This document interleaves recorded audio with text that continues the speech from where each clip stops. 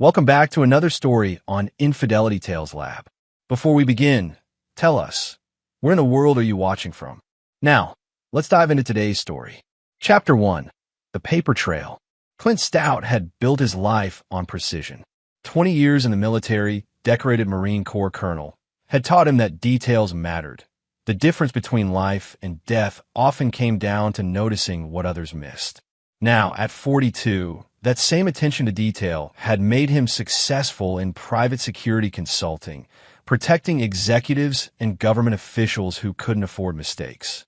But nothing had prepared him for the sight of his 4-year-old daughter, Emma, crying alone in their pristine living room, clutching a crumpled piece of paper like it might disappear if she let go. "What's wrong, princess?" Clint asked, his voice automatically softening as he lifted Emma into his arms. Her small body trembled against his chest, tear-streaked cheeks pressed against his tactical shirt that still smelled of gunpowder from the shooting range. "Mommy said we don't need you anymore because there's another baby coming," Emma whispered through broken sobs. "She said I have to go away too." The words hit Clint like shrapnel. He gently pried the paper from Emma's tiny fists, his trained eyes immediately scanning the official letterhead, Parental Rights Relinquishment Form.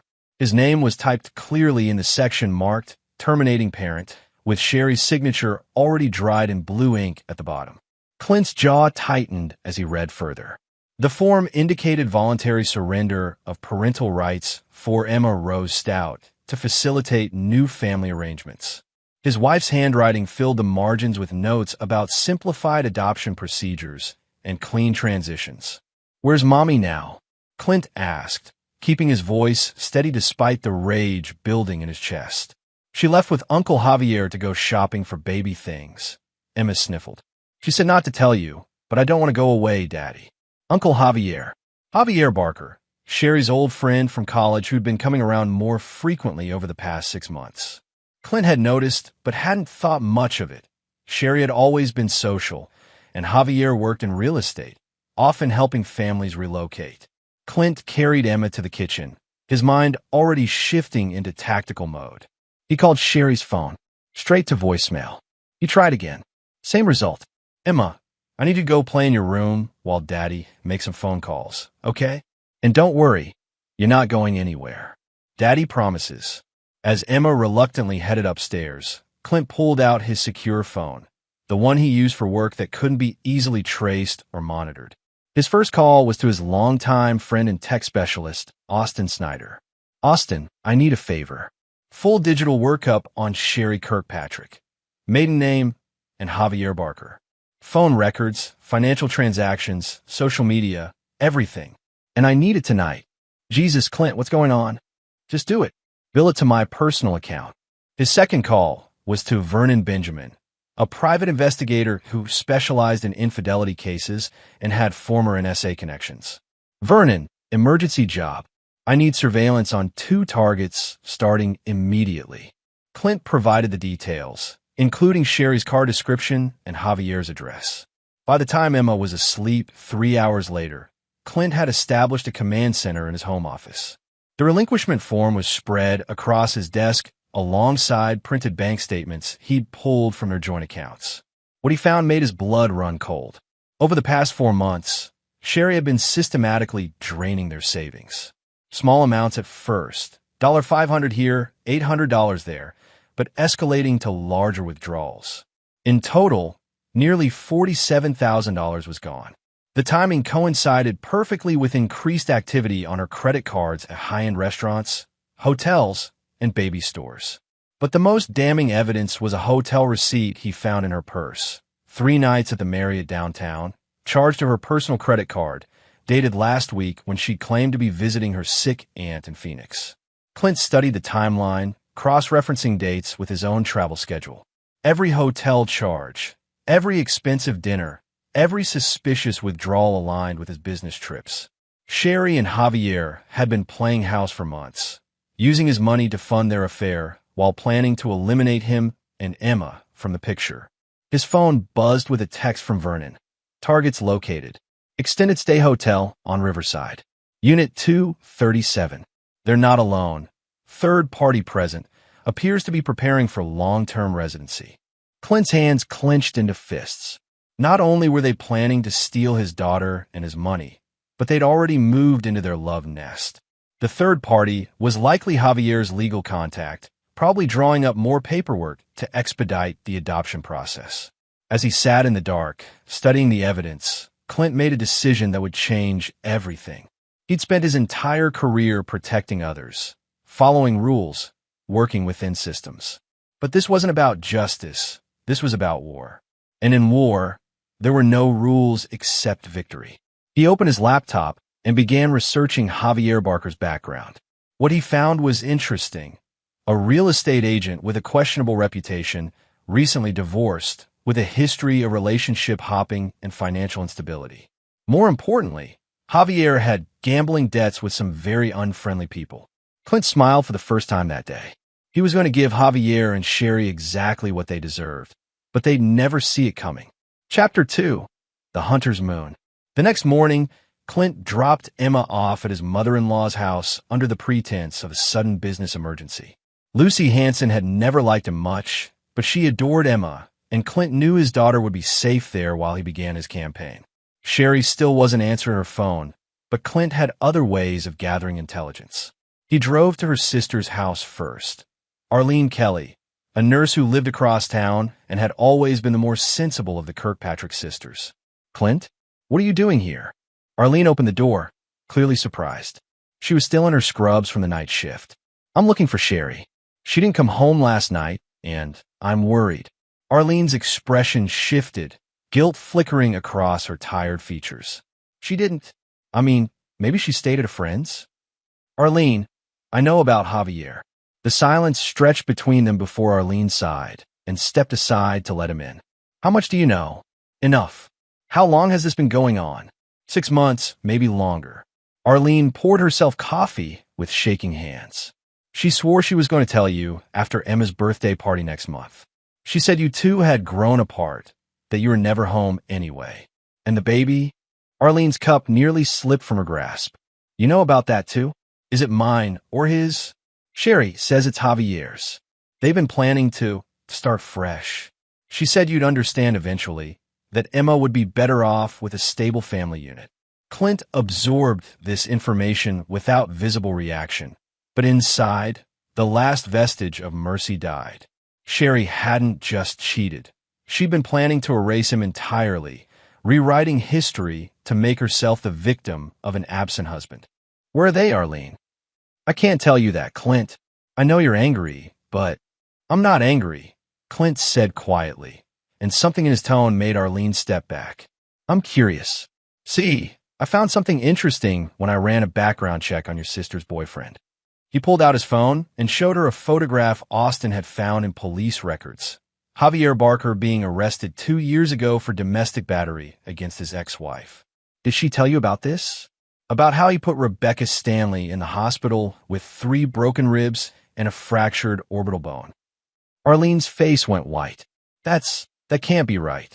Javier would never." "There's more." Clint swiped to the next image. A restraining order filed by another ex-girlfriend, Ashley Knapp, citing stalking and harassment. And this one, where he followed a woman for 6 months after she broke up with him, sending her photos of her own children walking to school. "Stop," Arlene whispered. "Your sister is carrying the child of a man who beats women and threatens children, and she wants to hand my daughter over to him." Clint leaned forward. "So, I'm going to ask you one more time. Where are they?" Arlene was crying now, hands trembling as she reached for her purse. "The Extended Stay America on Riverside Drive. Room 237. But Clint, please don't do anything crazy. Call the police, file for custody, do this the right way." "I tried the right way for 15 years, Clint replied, standing. "Look where it got me." As he drove toward the hotel, Clint's phone rang. Austin Snyder with an update. "You're not going to believe what I found in Javier's financial records," Austin said without preamble.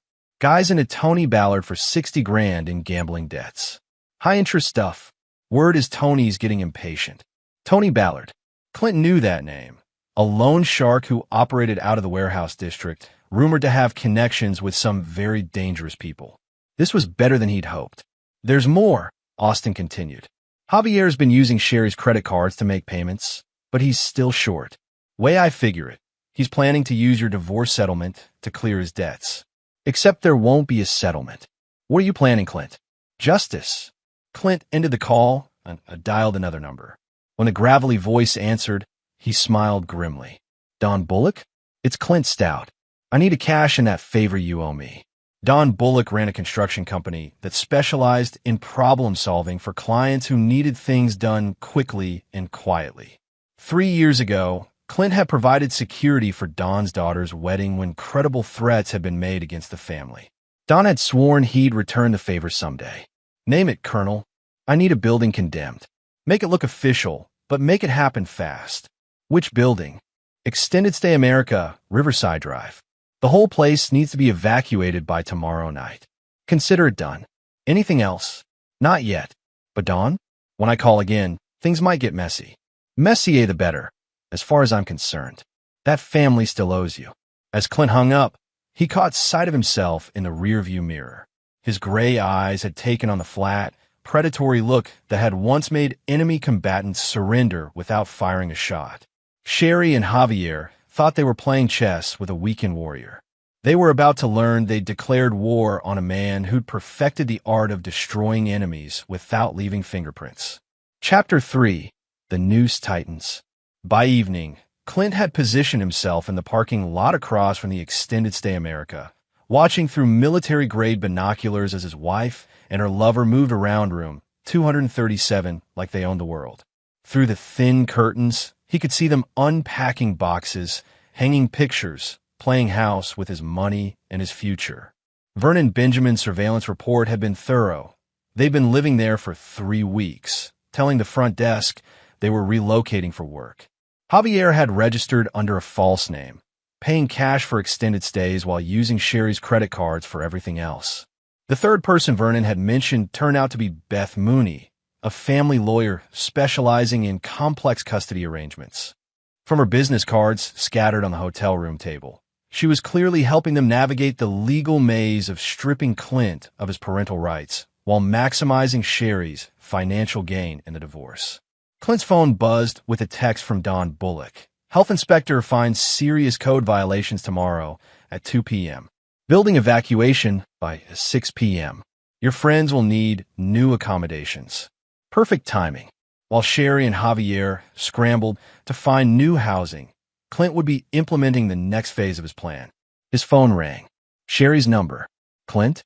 Thank God you answered. There's been a terrible misunderstanding. Where's my daughter, Sherry? She's safe. She's with my mother. But we need to talk. I know you found the papers, and I can explain everything. I'm listening. Not over the phone. Meet me at Romano's restaurant tomorrow at 7. The place where we had our first date. We can work this out like civilized adults. Clint almost laughed. She was still trying to manipulate him, appealing to sentiment and nostalgia. Will Javier be joining us? A pause. This is between you and me, Clint. Please. I owe you that much. You owe me a lot more than that. But fine. Romano's at 7. After hanging up, Clint spent the next several hours in his workshop, preparing tools he hoped he wouldn't need, but knew he probably would. His military training had taught him that the best plans had multiple contingencies, and the deadliest enemies were often the ones who underestimated their opponents. At midnight, he made another call. Tony Ballard's office. The voice was professionally neutral, but carried undertones of barely controlled violence. I need to speak with Mr. Ballard about Javier Barker's account. Who's calling? Someone with information about Mr. Barker's ability to pay his debts. 5 minutes later, Tony Ballard himself came on the line. You got my attention. Talk. Javier Barker is about to come into a significant amount of money through a divorce settlement. But there are complications that might affect his ability to pay you. What kind of complications? The kind where the husband fights back, legally and otherwise. A long pause. You the husband? I am. And you're calling me because? Because I want to make sure Javier pays his debts in full before he disappears with money that doesn't belong to him. Interesting. You got a proposal. I might. Are you available to meet tomorrow night? After I settle some business with my wife. I'll send you an address. Come alone and bring proof of whatever you're claiming about Barker's finances. After securing the meeting with Tony Ballard, Clint turned his attention to the legal battlefield. He'd spent the morning consulting with his own attorney, Glenn Buchanan, a ruthless divorce lawyer who specialized in protecting high-net-worth individuals from predatory spouses. The relinquishment form is worthless without your signature, Glenn assured him. But the financial evidence you've gathered shows clear intent to defraud. We can not only block the adoption, but pursue criminal charges for theft and fraud. I don't want criminal charges yet, Clint said. I want to control the timing. What exactly are you planning, Clint? I'm going to give them exactly what they think they want, and then I'm going to take it all away. The next afternoon, Clint watched from his surveillance position as health inspectors swarmed the extended stay America. By 4 p.m., official notices were posted on every door. Immediate evacuation due to structural integrity concerns and potential asbestos contamination. He smiled as he watched Sherry and Javier frantically packing their belongings, Beth Mooney helping them carry boxes to Javier's pickup truck. They had no idea this was just the opening move. At 6:30 p.m., Clint arrived at Romano's wearing his best suit and a smile that didn't reach his eyes. Sherry was already there, seated in a corner booth wearing a blue dress he'd bought her for their anniversary last year. She looked nervous but determined, her hands protectively covering her still flat stomach. "You came," she said as he sat down. "I said I would. Clint, I know how this looks, but you have to understand, we weren't happy. We haven't been happy for years. You're never home, and when you are, it's like you're still deployed somewhere else. So you decided to steal my daughter and my money. It's not stealing, it's restructuring. Emma needs stability, and I can give her that with Javier. He loves children. He wants to be a real father to her." Clint leaned back, studying his wife's face. "Tell me about Javier's first wife." Sherry's expression faltered. "What about her?" "Rebecca Stanley. The one he put in the hospital. That was a misunderstanding. She was abusive too." Javier was defending himself. "And Ashley Knapp? Was she abusive when he stalked her for 6 months?" Sherry's hands trembled as she reached for her water glass. "You don't understand Javier like I do. He's changed. People can change." "You're right," Clint said quietly. "People can change.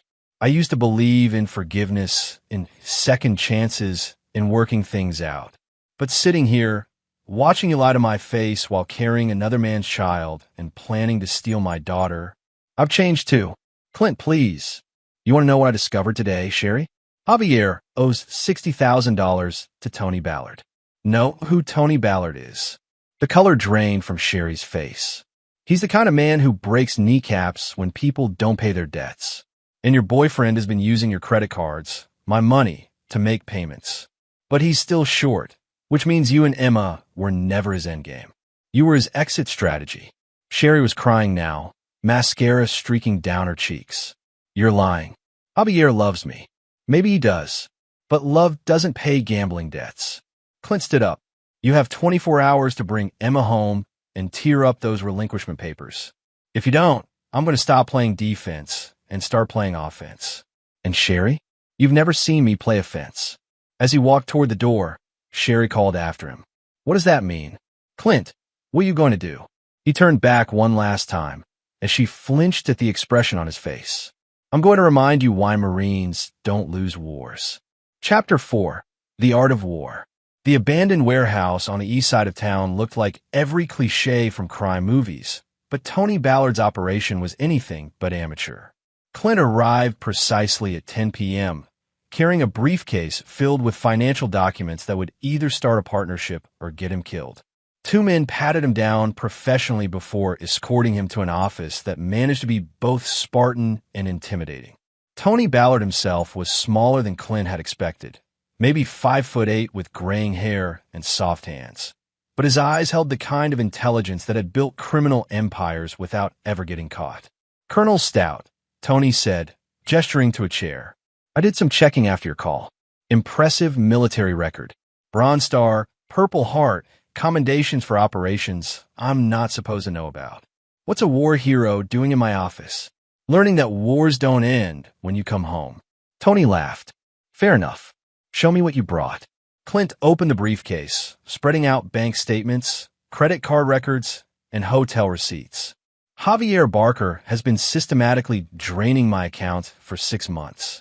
Total theft of approximately $47,000, plus interest on your loan brings his debt to roughly $107,000. Your math's good. Continue. My wife thinks she's getting half my assets in the divorce, about $1.2 million. Javier thinks he's getting a fresh start and a clean slate. They're both wrong. Because I'm going to destroy them first. Professionally, financially, and personally. But I need Javier alive long enough to suffer. Tony leaned back in his chair. You want me to postpone collection? I want you to accelerate it. But surgically. Apply pressure at exactly the right moments to maximize psychological damage. And what do I get out of this arrangement? Clint pulled out another document. The deed to a commercial property downtown that he'd inherited from his father. This building is worth $300,000. Consider it payment for services rendered. Tony examined the deed carefully. You're serious about this? Dead serious. What kind of services are we talking about? Surveillance. Intimidation. Maybe some property damage if things escalate. Nothing that can be traced back to you or me. And if Barker can't pay even after you destroy him, then you collect whatever assets remain. But Tony, I guarantee you'll get paid. They shook hands, and Clint felt another piece of his old life fall away. He'd just allied himself with a criminal to destroy his wife and her lover. 6 months ago, the thought would have horrified him. Now, it felt like tactical necessity. The next morning, Clint implemented phase 2 of his plan. He called his bank and reported the theft of Sherry's credit cards, providing evidence of unauthorized charges. By noon, her cards were frozen and flagged for fraud investigation. Then he called their joint credit card companies and requested immediate closure of all accounts due to suspicious activity and identity theft concerns. The customer service representatives were sympathetic to a concerned husband trying to protect his family's finances. His final call was to their mortgage company. As the primary borrower, he had the right to request a comprehensive financial audit of all account holders. He provided evidence of Sherry's suspicious spending patterns and suggested she might be a victim of financial elder abuse or coercion. By 3 p.m., Sherry's phone was buzzing with calls from confused customer service representatives, fraud investigators, and automated systems alerting her to account suspensions. Clint was in his home office when she finally called him, her voice sharp with panic. What did you do? All my cards are frozen, and the bank is saying there's a fraud investigation. I protected our assets from further theft. This is insane. I need those cards. I have expenses, doctor's appointments. You should have thought of that before you decided to steal from me. Clint, please. I'm pregnant. I need prenatal care. Then come home. Bring Emma. Tear up the relinquishment papers, and we'll discuss your medical needs. I can't. Javier needs me. We're building something together. Where are you staying since the hotel kicked you out? A long pause. That's none of your business. Actually, it is. I own half of everything you purchase, including whatever flop house you're hiding in. And Sherry? I know about Javier's gambling debts. Do you really think Tony Ballard is going to wait much longer for his money? You don't know what you're talking about. Ask Javier about Rebecca Stanley's medical bills. Ask him about the restraining orders. Ask him why he's really interested in a pregnant woman with access to divorce settlement money. The line went dead. Clint smiled grimly and turned his attention to the next phase, isolating Sherry from her support network. He started with her job. Sherry worked as a marketing coordinator for a family-owned advertising agency run by the Thomas family. Chris Thomas, the owner, was a devout Catholic who valued family stability and had always spoken proudly of his married employees. Clint made an appointment under the pretense of possibly hiring the agency for his security consulting business. Clint, good to see you, Chris said warmly as they sat in his office. How's Sherry? We've been worried about her lately. She's been calling in sick a lot, and when she is here, she seems distracted. That's actually what I wanted to discuss, Clint said. Sherry's been having some personal issues that might affect her work performance. Is everything okay at home? She's been involved with another man. They're living together now, and she's pregnant with a child. I'm filing for divorce. Chris's expression shifted from concern to shock. I had no idea. Clint, I'm so sorry. The thing is, this man she's involved with, Javier Barker, has some serious problems. Gambling debts, history of domestic violence, connections to some dangerous people. I'm worried about Sherry's safety, but I'm also worried about the liability this might create for your company. What kind of liability?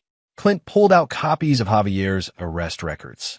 If something happens to Sherry at work, or if her personal problems start affecting client relationships, it could reflect poorly on the agency. Chris studied the documents with growing alarm. This man beat his ex-wife, hospitalized her, and there's more. Clint showed him the restraining order. I'm not trying to get Sherry fired, Chris. I'm trying to protect everyone involved. Maybe she needs some time off to figure out her situation. I appreciate you bringing this to my attention, Chris said slowly. I'll have to discuss this with HR, but yes, I think a leave of absence might be best for everyone. By 5 p.m., Sherry had received a call requesting she take indefinite unpaid leave pending resolution of her personal circumstances. Clint's phone rang almost immediately. You bastard. You got me fired. I protected your employer from liability. They made their own decision. How am I supposed to support myself? Support Emma? Come home, Sherry. This all stops when you come home. Never. Then you'd better hope Javier has a solution. Because tomorrow, things get worse. As he hung up, Clint felt a cold satisfaction settle in his chest. He was systematically dismantling the life Sherry and Javier had tried to build on the ruins of his family. And this was just the beginning. His phone buzzed with a text from Tony Ballard. Barker missed today's payment. Applied first-level pressure. He's looking for you. Clint smiled. Let Javier come looking. The hunter was about to become the hunted. Chapter 5. Pressure Points.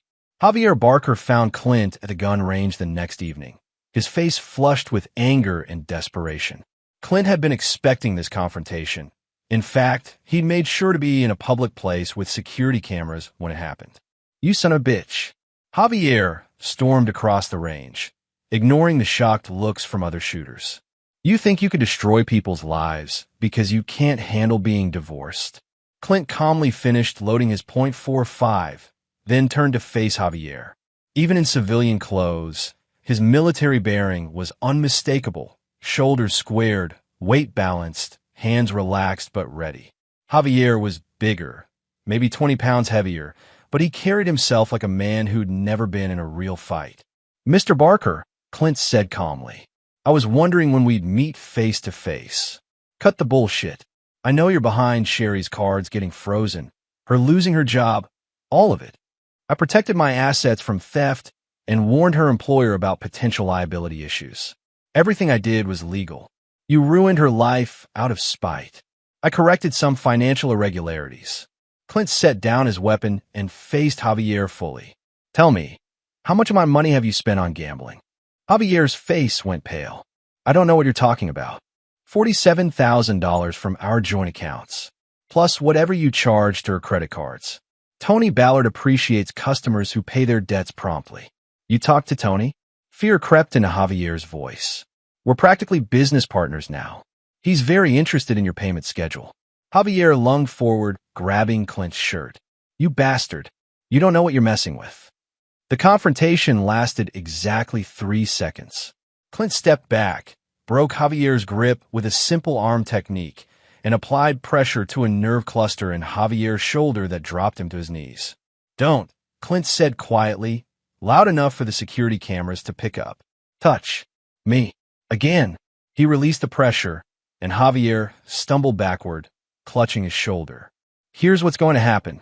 Clint continued conversationally. You're going to stay away from my daughter. You're going to convince Sherry to come home. And you're going to find a way to pay your debts without using money you stole from me. And if I don't, Clint smiled, and Javier involuntarily stepped back. Then I stopped being reasonable. After Javier left, Clint made a call to Vernon Benjamin. I need 24/7 surveillance on both targets. Something's about to break, and I want documentation of everything. Already on it, Colonel. Interesting development. They moved into a cheap motel on Highway 9 after her cards got frozen. Barker's been making desperate phone calls all day, trying to arrange loans. Any luck? Not so far. Word's gotten around about his situation. Nobody wants to loan money to a man with Tony Ballard breathing down his neck. That evening, Clint received an unexpected visitor. Lucy Hanson, Sherry's mother, stood on his doorstep holding Emma's hand. The 4-year-old broke free and ran into his arms. "Daddy, I missed you. I missed you too, princess." Clint held his daughter tight, inhaling the scent of her shampoo and feeling some of the cold fury in his chest warm slightly. Lucy Hanson looked older than her 62 years, stress lines etched deep around her eyes. "We need to talk, Clint." After putting Emma to bed, they sat in the living room where this nightmare had started 3 days ago. "Sherry came to see Emma today," Lucy began. "She was different, desperate.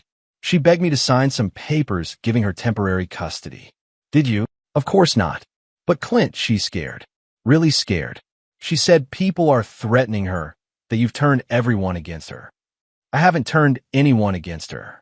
I've simply made sure people know who they're dealing with." "What does that mean?" Clint handed her the folder of documents he compiled on Javier: arrest records, restraining orders, financial records showing the gambling debts. Lucy read through them slowly, her face growing paler with each page. "Oh my God. Sherry doesn't know about this, does she?" "She knows. I told her. She chose not to believe it. She's pregnant, Clint.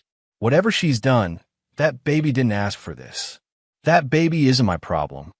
"How can you say that? You loved Sherry once." "I loved the woman I thought she was. The woman who disappeared when she decided to steal my daughter and build a life with a man who beats women." Lucy was crying now. "There has to be another way. Some compromise." I offered her a compromise. Come home, give up the affair, tear up the relinquishment papers. She refused. "What are you going to do?" Clint met her eyes, and she flinched at what she saw there. "I'm going to win." Later that night, after Lucy left with promises to keep Emma safe, Clint received a call from Tony Ballard. "Your boy Barker just tried to rob a convenience store," Tony reported.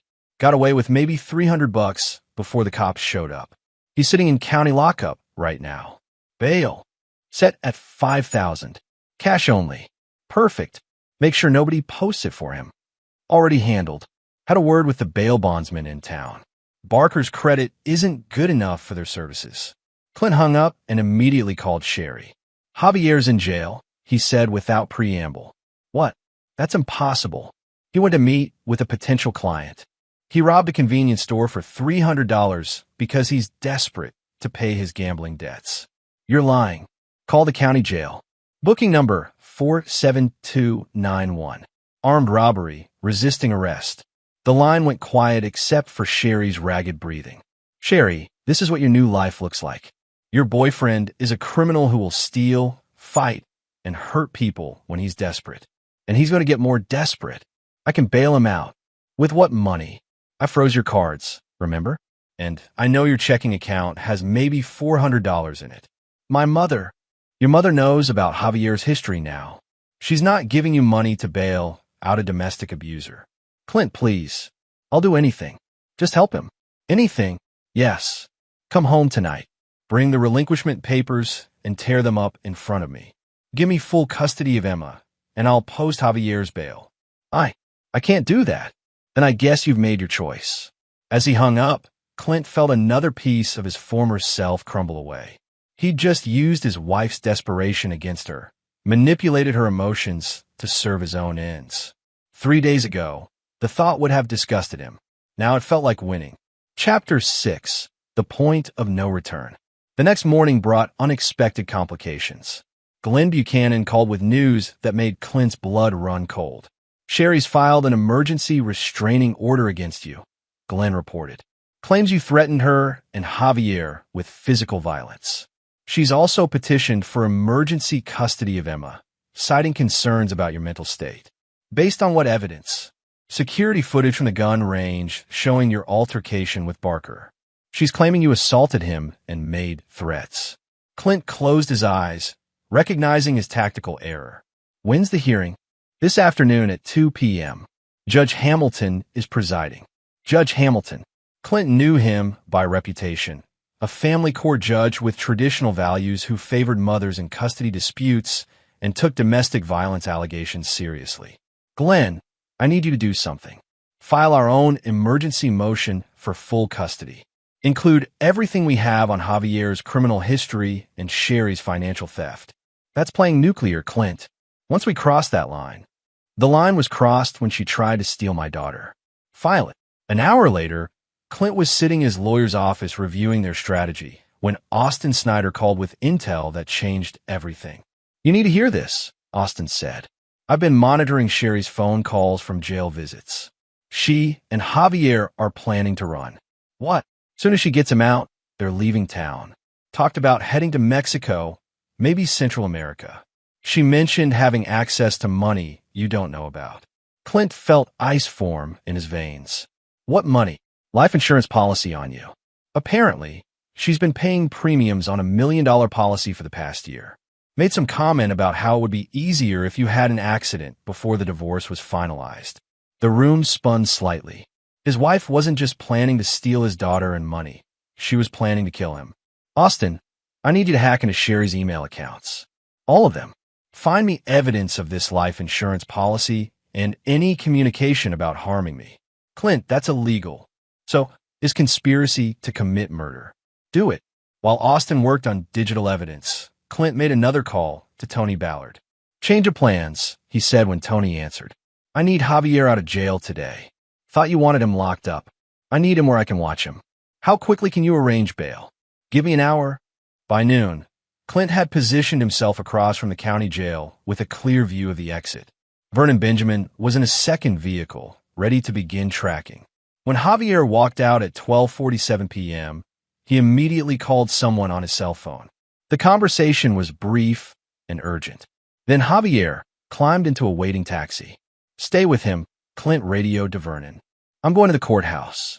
The emergency custody hearing was a war zone. Sherry's lawyer, a sharp-dressed woman named Claudia Casey, painted Clint as an unstable veteran with violent tendencies who'd used his military training to intimidate and threaten her client. Your Honor, Claudia argued, Colonel Stout has systematically destroyed my client's financial stability, gotten her fired from her job, and used his connections with known criminals to harass her boyfriend.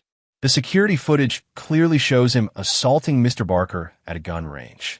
Glenn Buchanan fired back with their evidence of Sherry's theft, Javier's criminal history, and the attempted relinquishment of parental rights.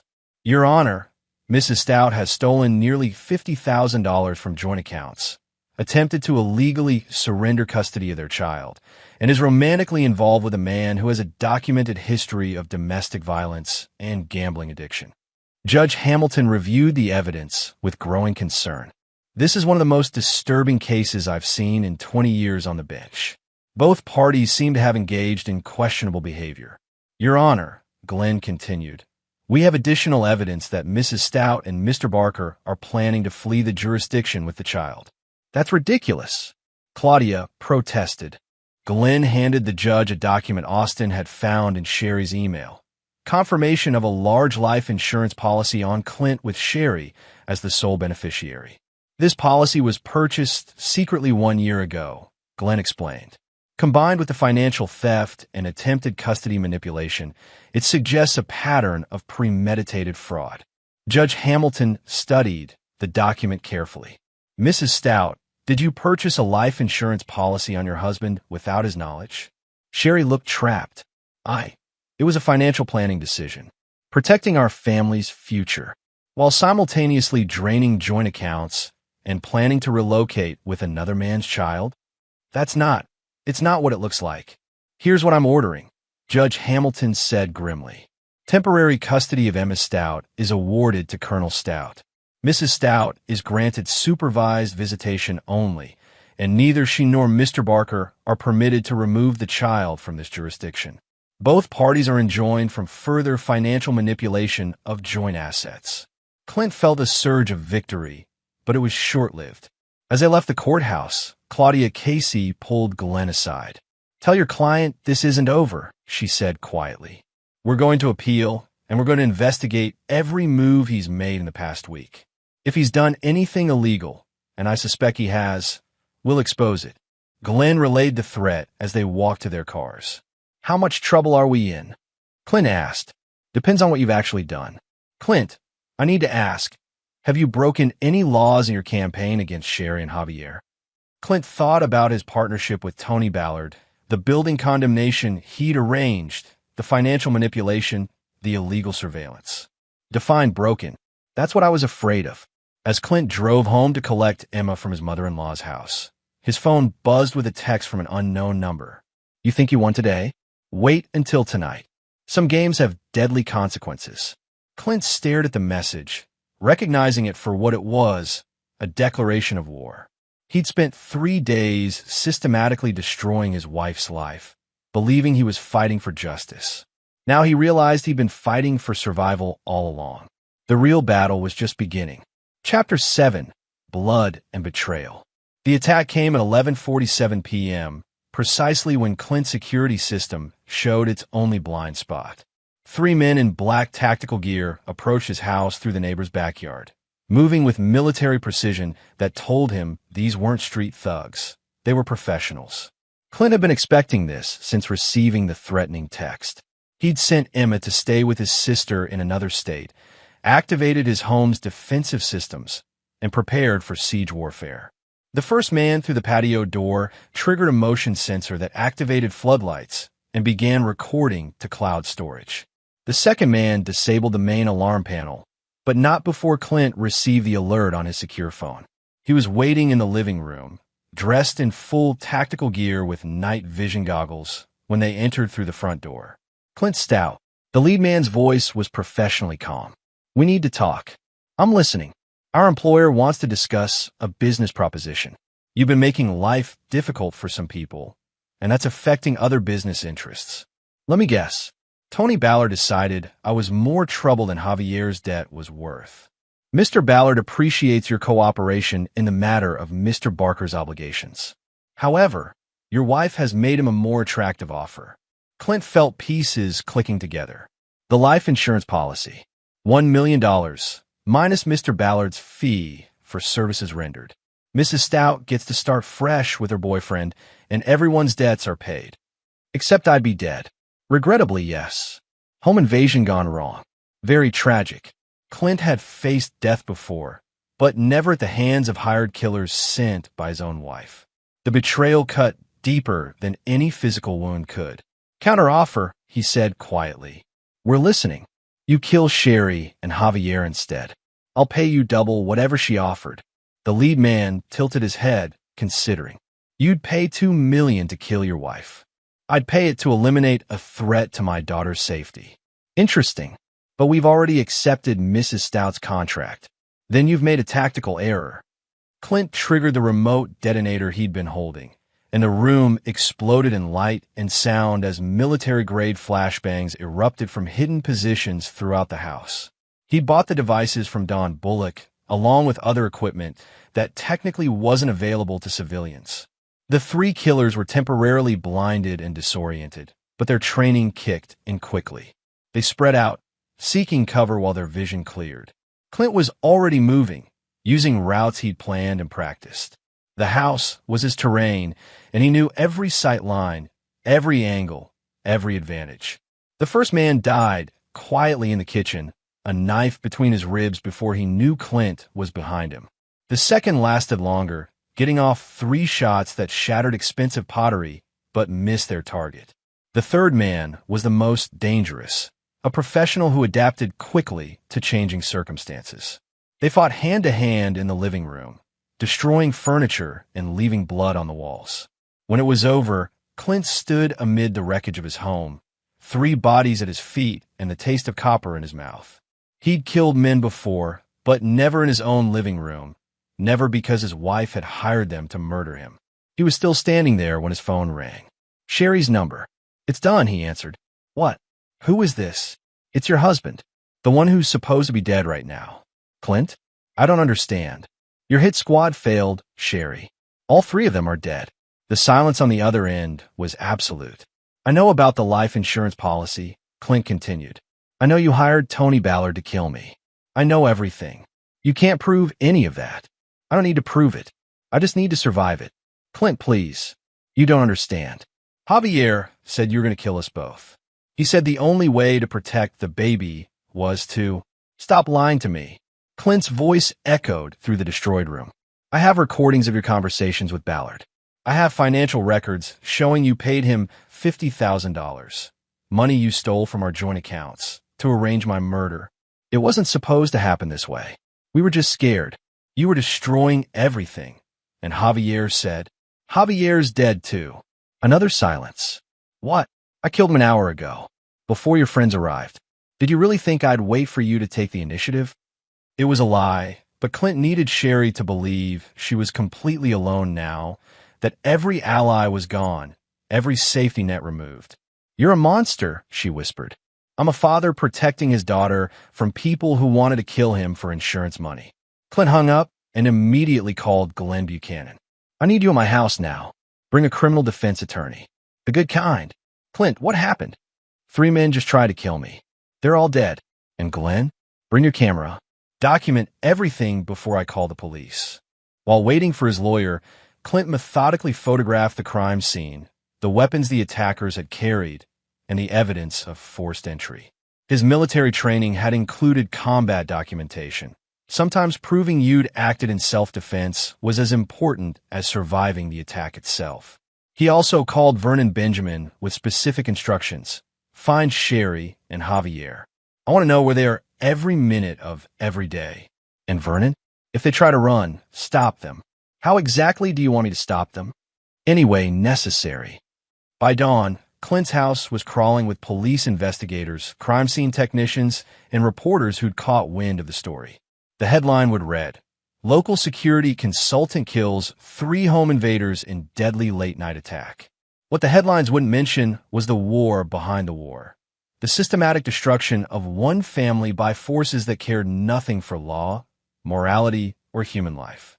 Detective Simon Rutherford, the lead investigator, was a former military police officer who understood violence in ways civilian cops often didn't. This was professional work, he told Clint after examining the bodies. These weren't burglars or random criminals. Someone paid good money for this hit. Any idea who? Working on it.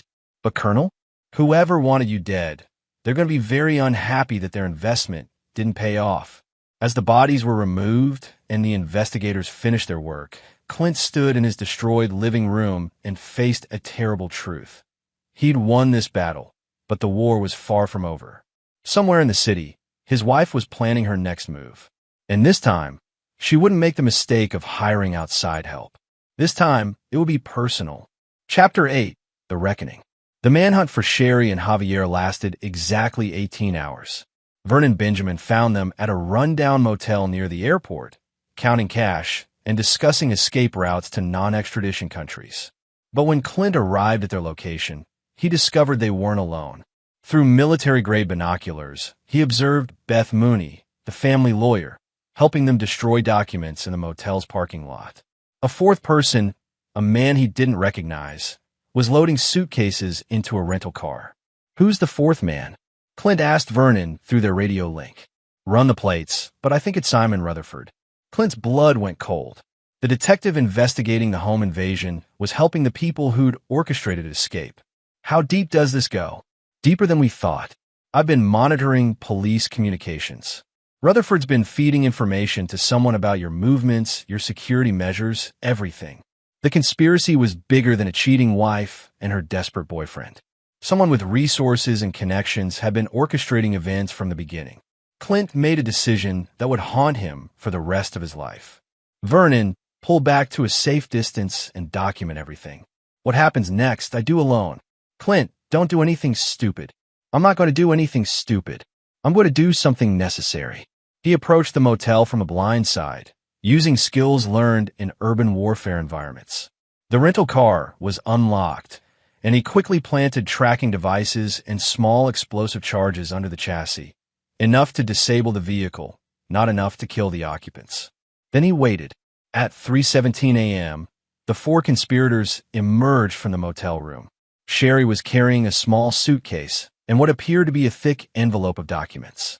Javier had a duffel bag that clinked when he moved, probably containing weapons.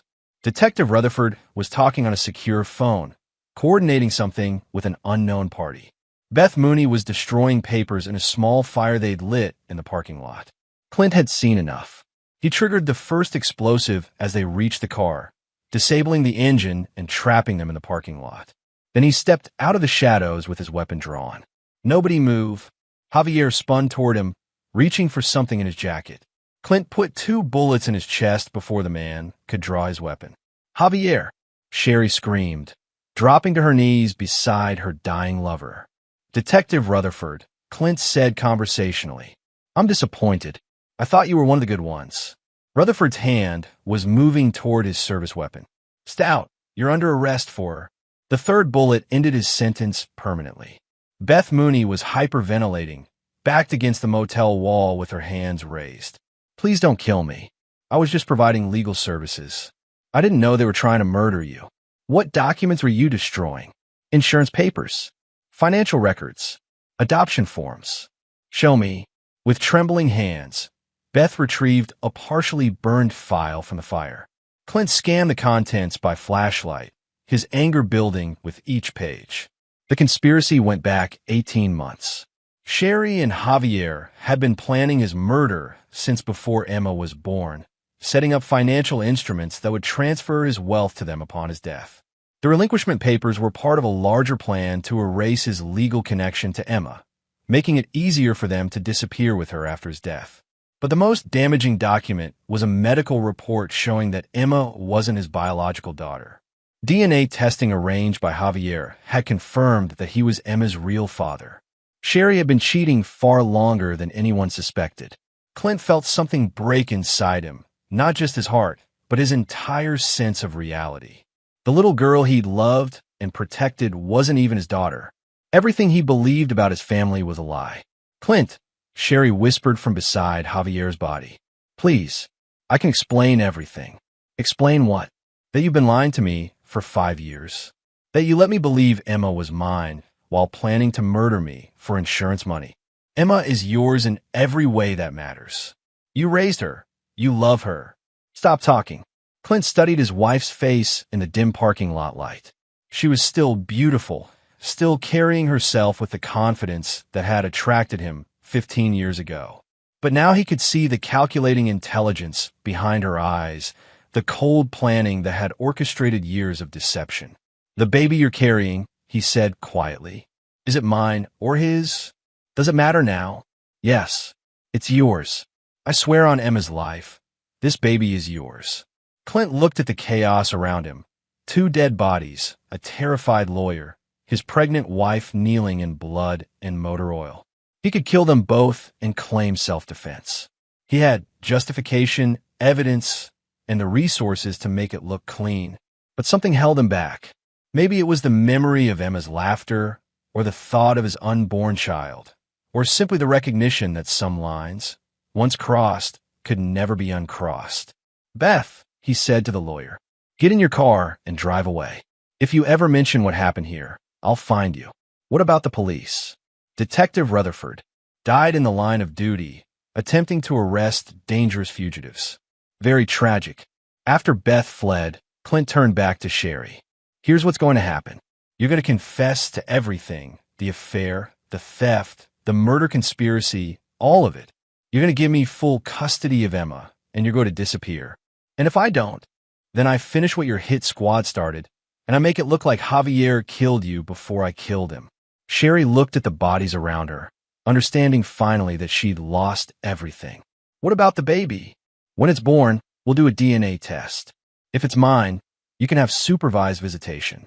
If it's not, Clint let the implication hang in the air. You'd kill your own child? It wouldn't be my child. By dawn, the crime scene had been sanitized and the official story established. Detective Rutherford had died attempting to arrest fugitive suspects in a murder conspiracy. Javier Barker had been killed while resisting arrest. Sherry Stout had confessed to fraud, adultery, and conspiracy to commit murder. She would serve 15 years in prison, losing all parental rights and financial claims. Emma would remain with her father, never knowing the truth about her parentage. And Clint Stout would live with the knowledge that everything he believed about love, family, and loyalty had been a carefully constructed lie. Chapter 9. The Unforgiven. 2 years later, Clint stood in the visiting room of Millfield Women's Correctional Facility, watching his ex-wife through bulletproof glass. Sherry had aged badly in prison. Her hair was streaked with premature gray, and her once bright eyes had dulled to flat resignation. She was holding a baby, their son, Michael, born 3 months after the trial ended. The DNA test had confirmed Clint's paternity, but he felt no connection to the child who'd been conceived in betrayal and born in captivity. "He has your eyes," Sherry said through the intercom, holding Michael up to the glass. Clint studied the baby's face with clinical detachment. "He has eyes. That's about all I can say. Don't you want to hold him?" "No. Clint, please. I know what I did was unforgivable, but Michael is innocent. He's your son. My son died the day I learned Emma wasn't mine." The words hit Sherry like physical blows. "Emma still loves you. She asks about you every day. Emma doesn't know who I am. She thinks I'm her father. Better to keep it that way." Since the trial, Emma had been living with Clint's sister in Oregon, told that Daddy was working overseas and would visit when he could. It was a lie, but kinder than the truth, that Clint couldn't look at her without remembering everything he'd lost. "The adoption papers are ready," Sherry said quietly. "If you sign them, Michael becomes a ward of the state. He'll be adopted by a loving family. And if I don't, then he grows up visiting his mother in prison and wondering why his father never comes to see him." Clint had spent 2 years wrestling with this decision. Michael was innocent of his mother's crimes, but he was also a living reminder of the greatest betrayal in Clint's life. Every time he looked at the boy, he saw Sherry's lies, Javier's manipulation, and his own failure to protect what mattered most. "I'll sign the papers," he said finally. Sherry's composure cracked, tears streaming down her face. "How can you do this? How can you abandon your own child? The same way you abandoned yours when you decided to kill me for insurance money. I've apologized 1,000 times. I've begged for forgiveness. What more can I do?" Clint leaned forward, his gray eyes as cold as Arctic ice. "You can understand that some things can't be forgiven. Some betrayals are too deep, some lies too fundamental. You didn't just cheat on me, Sherry. You rewrote our entire history. You made me love a child who wasn't mine while planning to murder me for money. Emma was yours in every way that mattered." "Stop." Clint's voice cut through her protest like a blade. "You don't get to redefine parenthood after lying about it for 5 years. You don't get to claim emotional connections after proving that money was more important than family." He stood up, preparing to leave. "Wait," Sherry called desperately. "There's something else. Something I never told you. I don't want to hear any more lies. The life insurance policy, I never meant to go through with killing you. Javier convinced me it was the only way to pay his debts, but I was going to call it off. I swear I was." Clint turned back, studying her face for any sign of honesty. The night you killed those men, I was on my way to meet with Tony Ballard to cancel everything when you called me." "Prove it." "I can't. But Clint, you have to believe me. I loved you. I still love you." "No," Clint said quietly. "You love what I could provide. Security, money, respectability. You love the idea of me, not the reality." "That's not true. Then why did you sign those relinquishment papers for Emma? If you loved me, why were you willing to let another man adopt my daughter?" Sherry had no answer for that. As Clint walked toward the exit, she called after him one last time. "What about forgiveness? What about redemption? What about second chances?" He stopped but didn't turn around. "I used to believe in those things," he said. "I used to think that love was stronger than betrayal, that family was sacred, that people could change. You taught me otherwise. So this is it? You're going to hate me forever?" "No," Clint replied. "Hate requires emotional investment. I'm going to forget you ever existed." 6 months later, Clint received notification that the adoption had been finalized. Michael Stout was now Michael Patterson, son of a young couple in Colorado who'd been trying to have children for 8 years. Emma had also been adopted by his sister and her husband, taking their last name and slowly forgetting the man she'd once called Daddy. Clint sold his house, liquidated his assets, and disappeared into the private security world where men with his skills could work anonymously for clients who asked no questions about their pasts. He never remarried, never had other children, never allowed himself to trust another person with his heart. On quiet nights, when the weight of his choices pressed down like lead, he sometimes wondered if he'd gone too far, if his quest for justice had transformed him into something inhuman. But then he'd remember Emma crying in their living room, clutching papers that would have stolen her away from him, and he'd know that some betrayals left wounds that never healed. Some people deserved forgiveness. Others deserved exactly what they got. Clint Stout had learned to live with the difference. The Unforgiving explores the devastating consequences of betrayal and the dark places the human heart can go when love turns to vengeance. It asks difficult questions about justice, forgiveness, and whether some wounds are too deep to heal. In a world where trust is fragile and family bonds can be corrupted by greed and selfishness, sometimes the only choice left is to decide who deserves mercy and who deserves the consequences of their choices. Clint Stout chose consequences, and he never looked back. And there you have it. Another story comes to an end. What did you think? I'd love to hear your thoughts in the comments below.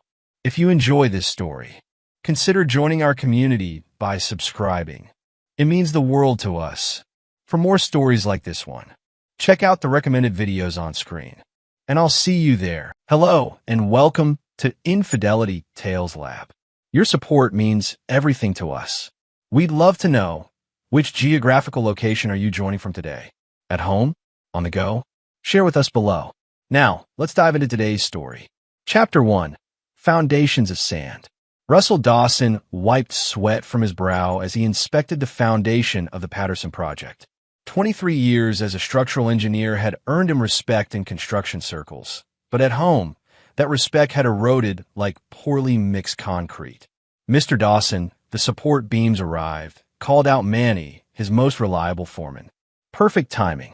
Let's get them installed before the storm rolls in, Russell replied, his weathered hands already reaching for his hard hat. At 52, Russell's body carried the marks of a man who believed in honest work. Calloused palms, a permanent tan, and crow's feet from squinting at blueprints under the sun. His salt and pepper hair had begun thinning, but his sturdy frame remained strong from decades on construction sites. Russell had deliberately chosen to remain a hands-on structural engineer rather than climbing into executive roles. The decision allowed him to maintain a modest but comfortable lifestyle for his family while still experiencing the satisfaction of creating something tangible. It was a choice his wife had initially supported but grew to resent. The drive home to their 4-bedroom colonial in Oak Ridge Estates took 40 minutes. Russell used the time to mentally transition from work to home, though lately that transition felt like walking from one job site to another. Vanessa's pearl-white Lexus SUV sat in the driveway alongside their daughter, Zoe's blue Volkswagen. Russell parked his 10-year-old Ford truck beside them, the contrast between vehicles a visual metaphor for the growing divide in their household. "I'm home," he called out, stepping into the foyer. The house answered with the echoes of Vanessa's animated voice coming from the kitchen. Russell followed the sound to find his wife, his sister-in-law Pamela, and his 2 children gathered around the kitchen island with wine glasses and laughter that ceased when he entered. "Oh, Russell, we didn't hear you come in," Vanessa said, her smile tightening at the corners. At 49, Vanessa Dawson maintained the polished appearance of a woman determined to defy aging. Highlighted blonde hair falling in perfect waves to her shoulders, tasteful makeup enhancing her blue eyes, and a slender figure preserved through religious attendance at her exclusive gym. "Dad, you've got dirt on your shirt again," said Zoe, his 19-year-old daughter, her voice carrying the familiar note of disapproval. Attending the state university on Russell's dime, Zoe had adopted her mother's priorities: appearance, status, and the relentless pursuit of whatever the Winters family had. Caleb, his 17-year-old son, barely looked up from his phone. "Hey, Dad," he muttered, fingers never pausing their dance across the screen. Once an enthusiastic fishing partner, Caleb had drifted away as adolescence introduced him to Vanessa's value system.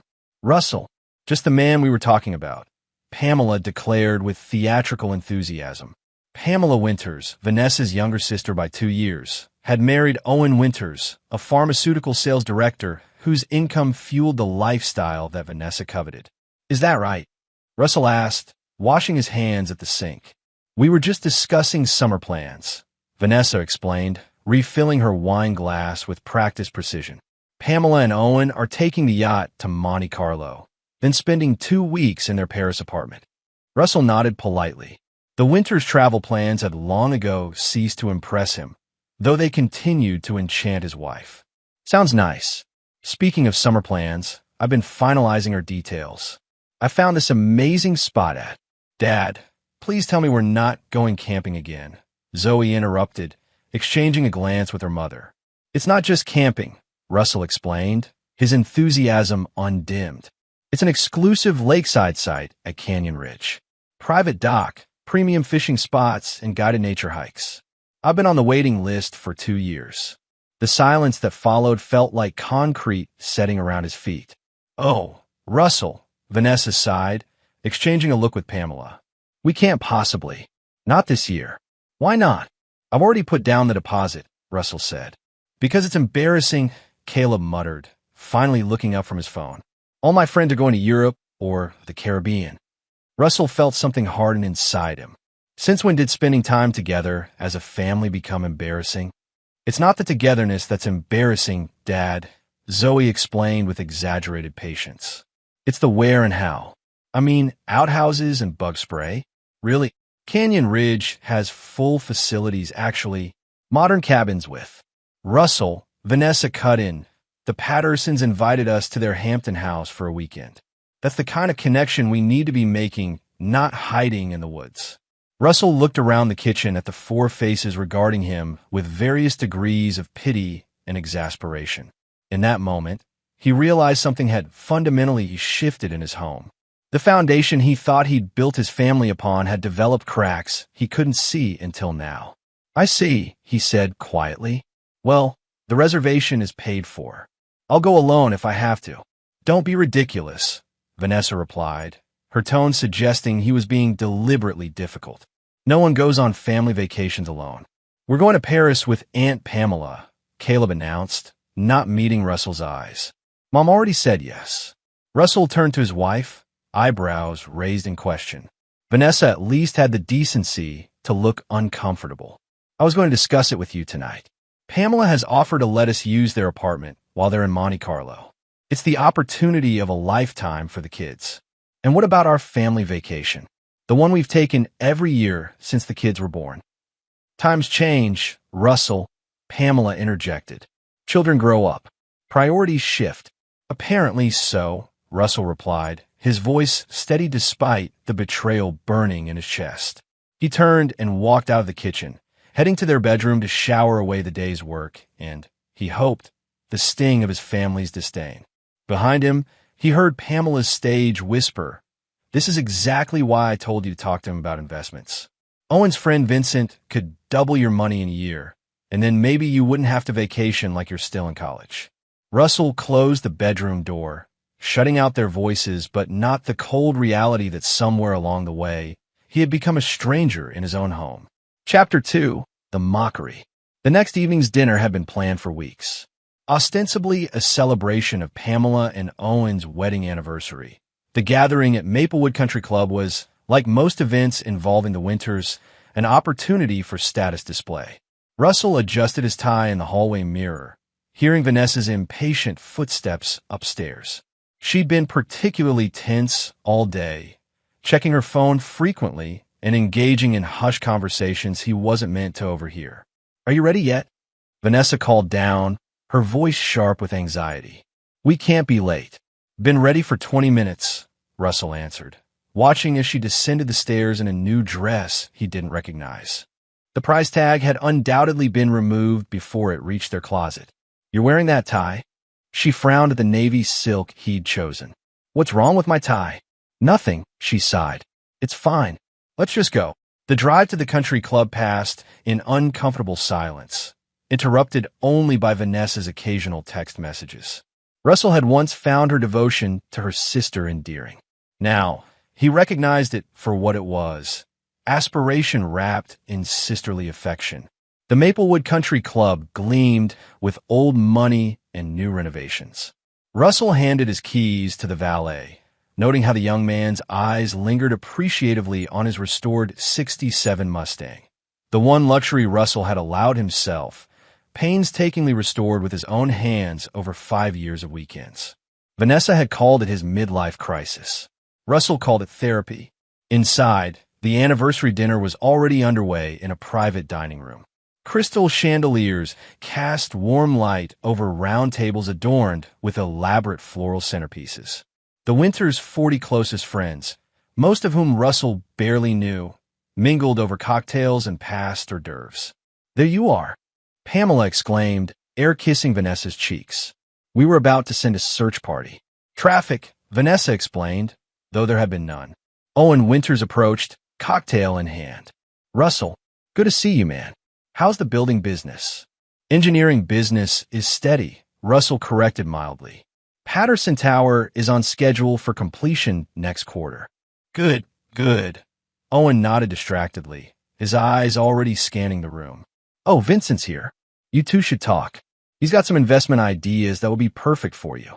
Before Russell could respond, Owen was steering him toward a tall, slender man with expertly styled silver hair and a smile that calculated your net worth before your handshake ended.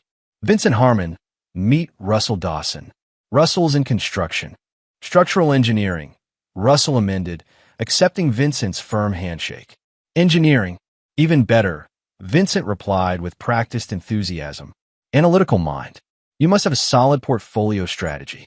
Russell shrugged. "Conservative investments, healthy 401k, some property.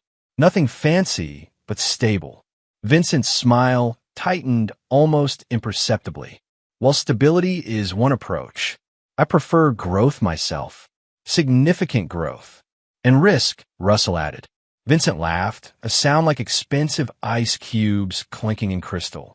"Calculated risk is just opportunity with a warning label, my friend. We should talk more over dinner." As they moved to their assigned table, Russell found himself seated between Vanessa and a woman he didn't know, with Vincent directly across from them. Zoe and Caleb had been placed at the young adults table with Pamela's children and other offspring of the winter social circle. The dinner conversation flowed around topics Russell had little interest in: stock tips, vacation properties, private schools, and country club politics. He contributed when addressed, but otherwise focused on his surprisingly good steak, calculating how many work lunches from the food truck it equaled. "So, Russell," Pamela's voice cut through his thoughts, "Vanessa tells me you're still determined to go camping this summer." The table's attention shifted to him, conversation pausing as glasses were lifted and eyebrows raised. "Canyon Ridge," Russell corrected. "It's a premium outdoor adventure resort. Not just camping. Outdoor adventure," Owen repeated with poorly disguised amusement. "Like what?" "Bears and mosquitoes." Laughter rippled around the table. "World-class fishing, actually," Russell replied evenly. "Plus hiking trails, kayaking, and wilderness photography workshops. It's quite exclusive." "Exclusive camping," Vincent chuckled. Now, there's an oxymoron. More laughter, louder this time. Russell felt Vanessa stiffen beside him. "It sounds very rustic," offered a woman whose name Russell couldn't recall. "While you're swatting mosquitoes, we'll be sipping espresso at sidewalk cafes in Paris," Pamela announced, raising her glass. "Owen's lending Vanessa and the kids our apartment for 2 weeks." Russell turned to his wife. "Is that right?" Vanessa's cheeks flushed. "We discussed this, Russell." "No, you mentioned it." "We never discussed it." An uncomfortable silence settled over the table. "Well," Vincent interjected smoothly, "Paris in summer is magical. The kids will love it. So will Vanessa," Pamela added with a meaningful look at her sister. "Vincent has offered to show them all his favorite spots, since he'll be in Paris on business that same week." Russell looked from Pamela to Vincent, noting the subtle exchange of glances between them, then to Vanessa, whose focus remained fixed on her wine glass. "How convenient," he said quietly. Before Vanessa could respond, Zoe approached their table, Caleb trailing behind her. "Mom, Aunt Pamela says we need to start looking at travel outfits this weekend," she announced, pointedly ignoring her father. "Camping clothes are easy," Russell remarked. REI is having a sale. Zoe rolled her eyes dramatically. Dad, we're going to Paris, not playing Boy Scouts in the woods. We're going to Paris, Vanessa corrected, emphasizing the we while avoiding Russell's gaze. Your father still wants to go camping. Seriously, Dad? Caleb groaned. Why can't you just do normal vacation things like everybody else's parents? Yeah, Zoe added. It's so embarrassing. Madison's family is chartering a yacht in Greece, and you want us to sleep in a tent. It's a luxury cabin, Russell said, his patience waning. A luxury cabin is still a cabin, Dad, Zoe countered, exchanging a smirk with Caleb. Pamela lifted her glass. To Paris and civilization, she declared with a theatrical wink. To Paris, the table echoed, glasses clinking. Enjoy your campsite, Russell, Owen called out, his voice carrying across the table. Maybe you can teach squirrels to water ski for entertainment.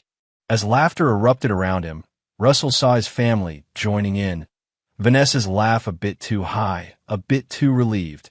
Zoe and Caleb no longer bothering to hide their disdain. It's just so embarrassing, Vanessa murmured, not quite under her breath, her eyes meeting Vincent's across the table. Russell placed his napkin beside his plate and stood up.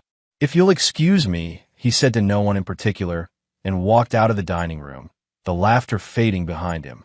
In the club's hushed lobby, Russell paused by a large window overlooking the perfectly manicured golf course.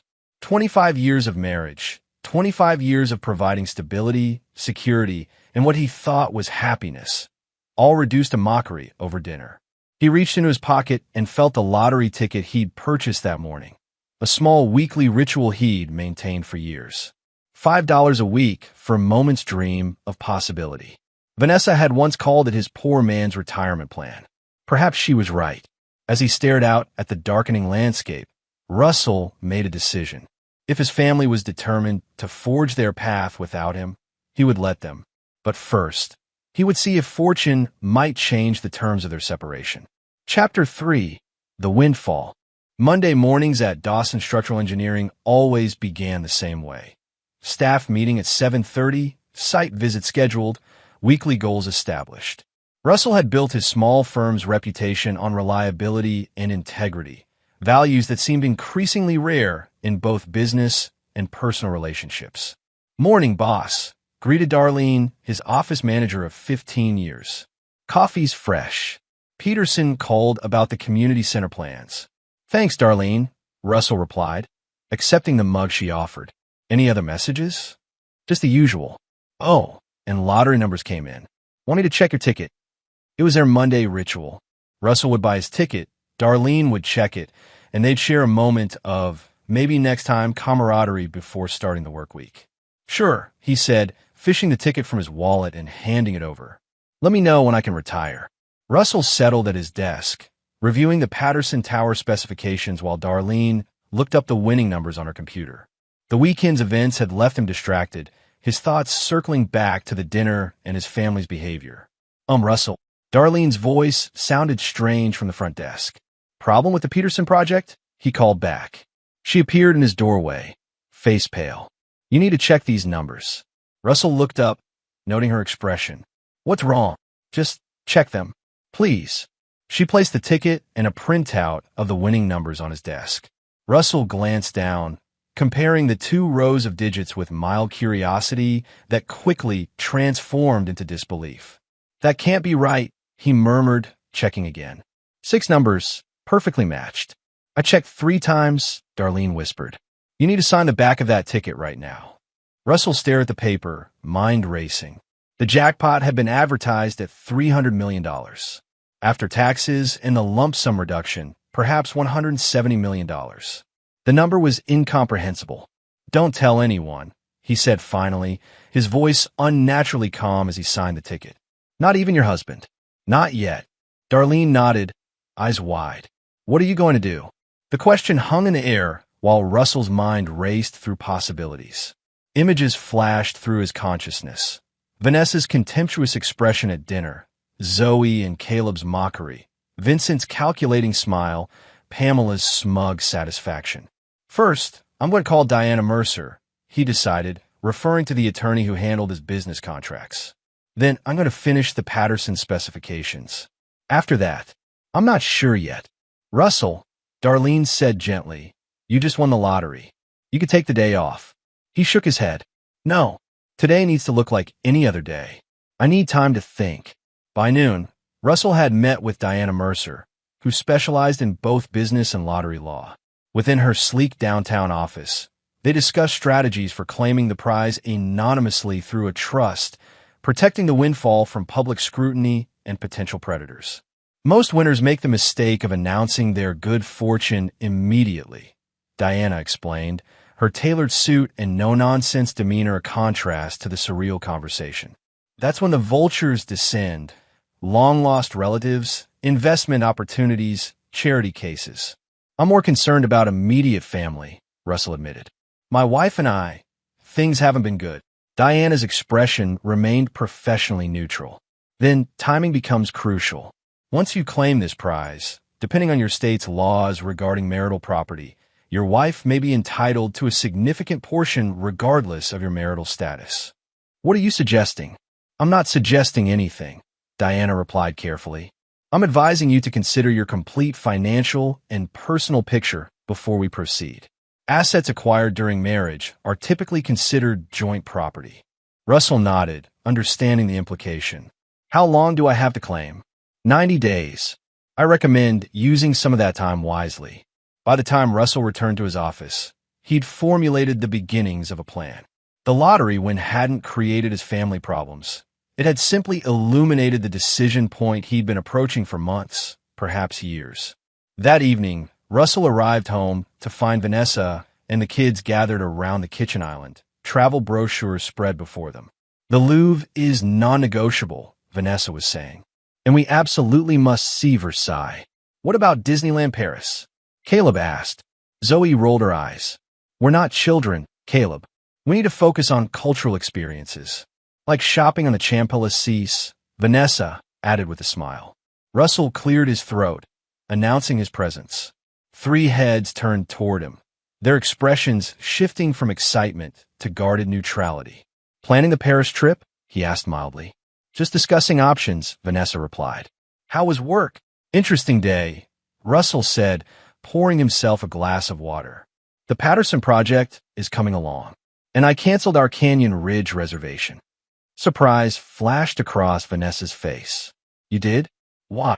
You were right, he said, watching their reactions. Family vacations should be about what everyone wants.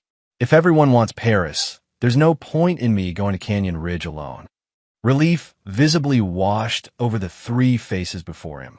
Vanessa approached, laying a conciliatory hand on his arm. That's very understanding of you, Russell. We'll plan something you'll enjoy next year, I promise. Sure, he replied, gently removing her hand. I'll be in the garage. Don't wait dinner for me. In the sanctuary of his workshop, surrounded by tools and the half-finished boat model he'd been building, Russell finally allowed himself to process the day's events. The lottery win presented not just financial freedom, but a rare opportunity to see people's true characters revealed. He thought of the camping trip his family had so disdained. How different their reaction would be if they knew about the $300 million. The Paris trip they were so eagerly planning, using his regular salary, would pale compared to what they could demand with knowledge of his windfall. Russell picked up a chisel, feeling its solid weight in his palm. He'd spent his life building buildings, a business, a family. Now it seemed it was time to build something new, a life based on truth rather than obligation.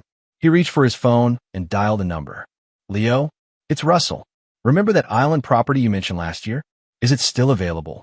On the other end, his college roommate and now successful real estate developer laughed. Still dreaming, Russ? That place was snapped up months ago. Unless you've got about 15 million lying around, it's out of your league. Russell smiled for the first time that day. Actually, I might have recently come into some funds. Can you set up a viewing? Discreetly. As he hung up, Russell felt a strange sense of calm settle over him. While his family plotted their Paris adventure, he would be laying the groundwork for a very different future, one they couldn't begin to imagine. Chapter 4. The Island. The seaplane descended toward Azure Key, a 20-acre private island nestled in the turquoise waters of the Caribbean. From above, Russell could see white sand beaches curving around lush tropical vegetation, a central villa with a red-tiled roof, and several smaller structures scattered along the shoreline. "She's a beauty, isn't she?" shouted the pilot over the engine noise. Previous owner barely used it. Some tech mogul who got busy with other projects. Russell nodded, eyes fixed on the pristine landscape below. 1 week after discovering his lottery win, he'd established the Horizon Trust with Diana Mercer's help and was now operating with the financial freedom few ever experienced.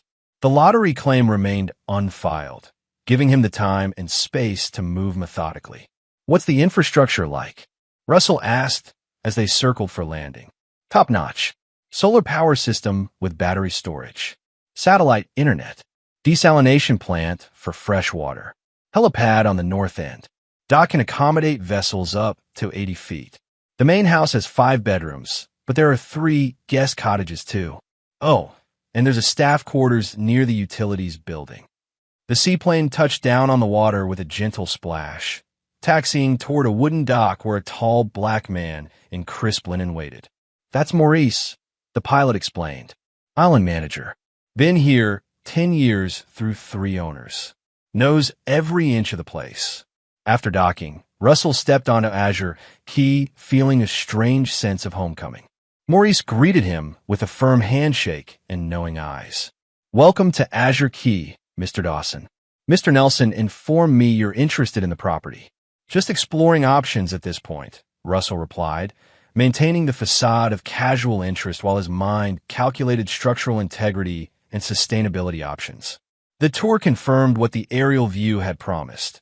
Azure Key was a self-contained paradise with the infrastructure to support comfortable, independent living. The main villa featured open-air design that maximized ocean breezes, with expansive decks and infinity pools that seemed to merge with the horizon. Previous owner gutted and rebuilt everything 5 years ago, Maurice explained as they walked through the main house. State-of-the-art systems, hurricane-resistant construction. The outbuildings were all updated too. Russell's trained, I noted the quality of workmanship throughout. The kind of solid, thoughtful construction he'd always advocated for, but rarely seen implemented without compromise. "What about staff?" Russell asked as they inspected the commercial-grade kitchen. "Currently skeletal. Myself as manager, a housekeeper, 2 maintenance workers, and a part-time chef. We can scale up depending on the owner's needs. Many guests bring their own staff for events." Russell nodded, already visualizing modifications. "And privacy? How secluded is it really?" Morris's expression turned serious. "Total privacy, sir. The nearest island is 12 miles away. We maintain strict protocols about visitors and have advanced security systems. No paparazzi has ever managed unauthorized access." By the tour's end, Russell had made his decision. The island represented not just a luxury purchase, but the foundation of his new life. A place where he could redefine himself away from the expectations and judgments that had slowly corroded his spirit. Later that evening, in his hotel suite in Nassau, Russell finalized the purchase with Leo Nelson over a secure video call. $15 million is a steal for that property, Leo assured him. The tech guy put twice that into renovations alone. "I want to proceed," Russell confirmed, "but with additional conditions. First, absolute confidentiality. The purchase must be through multiple shell companies, untraceable to me personally. Second, I need upgrades to the security systems and communications infrastructure. Third, I want to add a workshop facility, high-end, fully equipped for woodworking and design projects." Leo's eyebrows raised. "Planning to disappear, Russ?" "Planning to live on my own terms," Russell replied. "Can you make it happen?" "With $15 million in cash, I can make anything happen. But what about Vanessa and the kids? This is a major life change." Russell's expression hardened. "That's the final condition. No one, absolutely no one, knows about this until I'm ready. Not Vanessa, not the kids. No one." Leo studied his old friend's face. "Something happened beyond the lottery win, didn't it? Let's just say I've been given an opportunity to see people's true colors," Russell answered. "And I don't particularly like what I'm seeing." Over the next 3 weeks, Russell maintained his normal routine at work while orchestrating his new life through carefully encrypted communications. The Azure Key purchase proceeded through a labyrinth of corporate entities. Contractors were hired for the workshop construction and security upgrades. Maurice was retained with a generous salary increase and tasked with assembling a discreet, professional staff. At home, Russell observed his family with new clarity. Vanessa's Paris plans had expanded to include shopping excursions with Pamela and mysterious cultural tours that seemed to coincide with Vincent Harmon's business schedule. Zoe and Caleb rarely engaged with him beyond perfunctory greetings, their attention fixed on social media and preparations for their European adventure. One evening, as Russell reviewed architectural plans for his island workshop in his study, his phone buzzed with a text from Diana Mercer. Financial restructuring complete. All new accounts established. Ready when you are. The message confirmed that his pre-lottery assets, substantial but not extraordinary, had been carefully separated from his impending windfall. Their family home, retirement accounts, and existing investments would remain untouched, providing Vanessa and the children with comfortable financial security regardless of what happened next. The lottery prize itself, however, would be claimed through the Horizon Trust, its ownership obscured through legal structures that would give Russell time to determine his path forward. As he set down his phone, Russell heard Vanessa's voice in the hallway, her tone hushed but intense. Yes, he's in his study. No, he doesn't suspect anything. Of course I'm sure. Russell moved silently to the door, listening as his wife continued her conversation. Vincent, we've been through this. Once we're in Paris, we'll have time to discuss everything. Yes, I know the opportunity won't last forever. No, I haven't mentioned investment possibilities yet. He's been distracted lately. Yes, I know how much we could make if he puts his retirement funds into your venture. A cold clarity washed over Russell. The Paris trip, Vincent's convenient business timing, the investment discussions. The pattern was now unmistakable. Whatever was happening between Vanessa and Vincent went beyond casual friendship. It involved plans for Russell's money. Rather than confront her, Russell returned to his desk and opened his laptop. It was time to accelerate his plans. First, he sent an email to Darlene authorizing a temporary leadership transition at his firm, promoting his most trusted project manager to acting director for a sabbatical of unspecified length. Next, he messaged Maurice. Prepare for arrival in 10 days. Full staffing and provisions. Finally, he wrote to Diana Mercer. Execute Phase 2. File lottery claim through trust as discussed. As Russell closed his laptop, a strange sense of peace settled over him. For years, he had built his life around providing for others who increasingly viewed him with contempt. Now, he would build something for himself, something true to his own values. The cage door was opening. All that remained was to step through it. Chapter 5. The Betrayal. The morning headline on the Oak Ridge Financial Times website was unmistakable. Local engineering firm owner claims $300 million lottery jackpot. Though the article named only the Horizon Trust as the official claimant, several sources close to the situation had confirmed Russell Dawson as the actual winner. Russell read the news on his tablet while sitting in his car outside Brewer's Coffee, a small shop 15 miles from his home where no one would recognize him. The timing was perfect. Exactly one day after Vanessa and the children had departed for Paris, their suitcases bulging with new clothes purchased for their European adventure. His phone began buzzing incessantly as the news spread. Calls from unknown numbers, texts from acquaintances he hadn't heard from in years, and finally, the inevitable message from Vanessa. Russell, is this true? Call me immediately. Russell silenced his phone and sipped his coffee, contemplating the cascade of events he had just initiated. The news had broken precisely as Diana had orchestrated, revealing enough to confirm his status as a lottery winner, but providing no details about the trust structure or his plans. By now, Vanessa would be frantically calling everyone they knew. Her Paris dream vacation suddenly transformed into a nightmare of missed opportunity. The children would be in shock, calculating all the luxuries they could have demanded had they known about his wealth before departing. And Vincent Harmon, Russell smiled coldly at the thought of the investment banker's reaction. Whatever scheme he and Vanessa had been planning for Russell's retirement funds would now seem laughably small compared to the jackpot that had slipped through their fingers. Russell finished his coffee and drove to a nondescript office building on the outskirts of the city. Inside, he was greeted by a balding man with alert eyes and a no-nonsense demeanor. "Mr. Dawson?" "Frank Tillman, Sentinel Investigations." They shook hands and moved to a small conference room where Frank opened a laptop. "I have the information you requested," Frank stated, his tone professional. "Comprehensive surveillance over 3 weeks, digital communications monitoring, financial transaction analysis, all legally obtained through methods that would hold up in court, as specified." Russell nodded. "Show me." For the next 2 hours, Russell reviewed the evidence of betrayal, meticulously documented, undeniable, and far worse than he had imagined. The first set of photos showed Vanessa and Vincent Harmon in intimate situations at a hotel 30 miles away. Weekly meetings carefully scheduled during times Russell was known to be at work sites. Text message logs revealed conversations dating back 8 months, filled with declarations of love and detailed discussions of their future together. The affair began approximately 10 months ago, Frank explained. Initially at social events through the Winters connection, then progressing to private meetings. Russell's face remained impassive as he swiped through the evidence.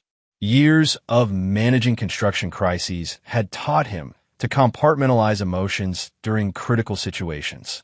"What about the financial angle?" he asked. Frank opened another file. "Mr. Harmon has been involved in several investment schemes of questionable legality.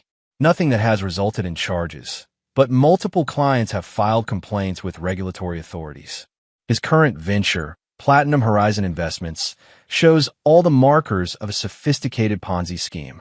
The documentation revealed Vanessa and Vincent's plan. Convince Russell to invest his retirement savings and home equity in a Platinum Horizon, extract management fees and commissions, then leave him financially devastated while they escaped with the proceeds. Their timeline accelerated recently, Frank continued. Based on intercepted communications, they plan to finalize everything during the Paris trip. "And my children?" Russell asked, his voice betraying emotion for the first time. Frank's expression softened slightly. "They were aware of the affair. There's evidence they helped cover for their mother on several occasions. Whether they knew about the investment scheme is less clear, though they were promised financial support for their future education and living expenses." Russell closed the laptop, his mind processing this final betrayal. His children, whom he had coached through Little League games, helped with science projects, taught to fish and build, had chosen sides, and it wasn't his. "There's one more thing," Frank said, sliding a sealed envelope across the table. "This wasn't part of our original investigation scope, but my analyst found it during the digital sweep and felt you should know." Inside the envelope was a printout of a text conversation between Zoe and Caleb from the previous week. "Zoe, did you see Dad's face when Mom told him about Paris? Like a sad puppy. Caleb, so pathetic. Can't believe we're related sometimes. Zoe, Vincent says once he and Mom are together, we can go to his beach house whenever we want. Caleb, better than camping with Dad, the lumberjack." "Oh, Zoe. Mom says once the investment thing goes through, Dad will have to sell the house. Good riddance to that embarrassment. Caleb, maybe he can live in a tent permanently. It's his natural habitat." Russell stared at the conversation, the casual cruelty of his children's words cutting deeper than anything else he had seen. The family he had devoted his life to building viewed him with nothing but contempt. "Thank you, Mr. Tillman," Russell said finally, his voice steady. "This is exactly what I needed to know." Back in his car, Russell made 3 calls in quick succession. First to Diana Mercer. "I've seen the evidence. Proceed with all preparations as discussed." Then to Maurice on Azure Key. Arrival timeline accelerated. "Prepare for helicopter arrival tomorrow." Finally, to Leo Nelson. "It's worse than I thought. I'm moving forward immediately. Is the exit strategy in place?" With his decisions confirmed, Russell drove home for the last time. He packed methodically, personal documents, family photographs, selected carefully, his father's watch, and a few treasured possessions that held genuine sentimental value. Everything else, the house and its contents, accumulated over 25 years of marriage, he was prepared to leave behind. In his workshop, Russell lingered over the boat models he had crafted over the years, each representing a construction project completed. Rather than take them, he selected a single unfinished model, the one he had been working on when he discovered Vanessa's betrayal. This incomplete project would accompany him to his island, a reminder of the life he was leaving behind and the new one he would build. As darkness fell, Russell completed his final task. He composed a brief email to Vanessa. I know everything. About Vincent. About Paris. About the investment scheme. And about our children's involvement. The house and existing accounts are yours. Beyond that, you'll need to speak with my lawyer. I won't be available. He scheduled it to send in 24 hours, when he would be safely established on Azure Key. As Russell drove away from the house for the final time, his phone displayed 28 missed calls from Vanessa, along with dozens of texts demanding information about the lottery win. By morning, that number would multiply as news spread and the vultures circled. Russell smiled grimly. Let them call. Where he was going, their voices would be drowned out by the sound of ocean waves and the promise of a life rebuilt on his own terms. Chapter 6. The Preparation. Azure Key gleamed in the late afternoon sun as Russell's chartered helicopter approached the island's helipad. From above, the property looked like a jewel set in the turquoise Caribbean waters. White sand beaches, lush tropical vegetation, and the red-tiled roofs of the villa complex rising from the center of the island. Maurice awaited him with 2 staff members, their faces carefully neutral as the helicopter touched down. No questions, no congratulations about his lottery win, just professional courtesy and efficiency. Russell had chosen his new team precisely for these qualities. Welcome to your home, Mr. Dawson, Maurice said as Russell stepped onto the helipad. Everything has been prepared according to your specifications. Thank you, Maurice. Let's get started immediately. The next 48 hours unfolded with military precision. While Russell's former life exploded into chaos, news coverage of the mysterious lottery winner, Vanessa's increasingly frantic attempts to contact him, social media speculation, he methodically established his new existence on Azure Key. In the island's newly constructed command center, Russell and Diana Mercer conducted a secure video conference to finalize the legal framework of his separation from his previous life. The trust structure is complete, Diana explained, her image crystal clear on the large monitor. Your lottery winnings are fully protected. I've prepared the separation documents as instructed, outlining the division of pre-lottery assets. What about the house and existing accounts? Russell asked. As you requested, Vanessa will retain the family home and joint accounts established prior to the lottery win. It's generous, considering the circumstances. Russell nodded. And the children's trust funds? Diana's expression remained carefully neutral. Also maintained as established. They'll receive their educational funding as originally planned. Nothing more, nothing less. Good. What's the status on Vanessa's attempts to access the lottery funds? Diana allowed herself a small smile. Predictable. She's claiming entitlement to half as your spouse. However, the trust structure and the timing of our filings have created significant legal obstacles for her. My team is prepared for whatever approach she takes. And Vincent Harmon, we've initiated a confidential report to the Securities and Exchange Commission regarding Platinum Horizon investments. The investigation is already underway, though Mr. Harmon doesn't know it yet. Russell considered this information, feeling not vindictive pleasure, but a cold satisfaction that justice would eventually find its course. What about the calls, he asked. 77 missed calls from Vanessa's number as of an hour ago, Diana confirmed. Plus dozens more from your children, Pamela Winters, and various others. As instructed, all calls to your previous number are being documented but not answered. And my new identity preparations? In progress. Your Azure Key residence is established under the trust. Banking, communications, and travel arrangements are secured through privacy protocols. You can move freely using the new documentation when necessary. though I recommend minimal public exposure for at least 6 months. After the call concluded, Russell toured the island with Maurice, reviewing the security systems and privacy measures that would protect his sanctuary from intrusion. The perimeter monitoring includes underwater sensors for approaching vessels, Maurice explained as they examined the security hub. Drone detection and countermeasures are active. All staff have signed enhanced confidentiality agreements with substantial financial incentives for loyalty. What about communications? Russell asked. Completely secure. Satellite internet with military-grade encryption. Private cell network limited to the island. All external communications are routed through anonymizing protocols. Russell nodded approvingly. In the workshop, Maurice led him to a newly constructed building overlooking the eastern cove. Inside, Russell found a woodworker's paradise. Every tool and machine he had ever wanted, arranged in a space designed for both functionality and inspiration. Large windows provided natural light and ocean views, while a covered outdoor area offered space for larger projects. The materials you requested are in the storage room, Maurice added. Exotic hardwoods, marine-grade components, and the model ship supplies. Russell ran his hand along a workbench, feeling the smooth, solid surface beneath his fingers. This space, more than a luxury villa or any other amenity, represented what he had been seeking, the freedom to create on his own terms.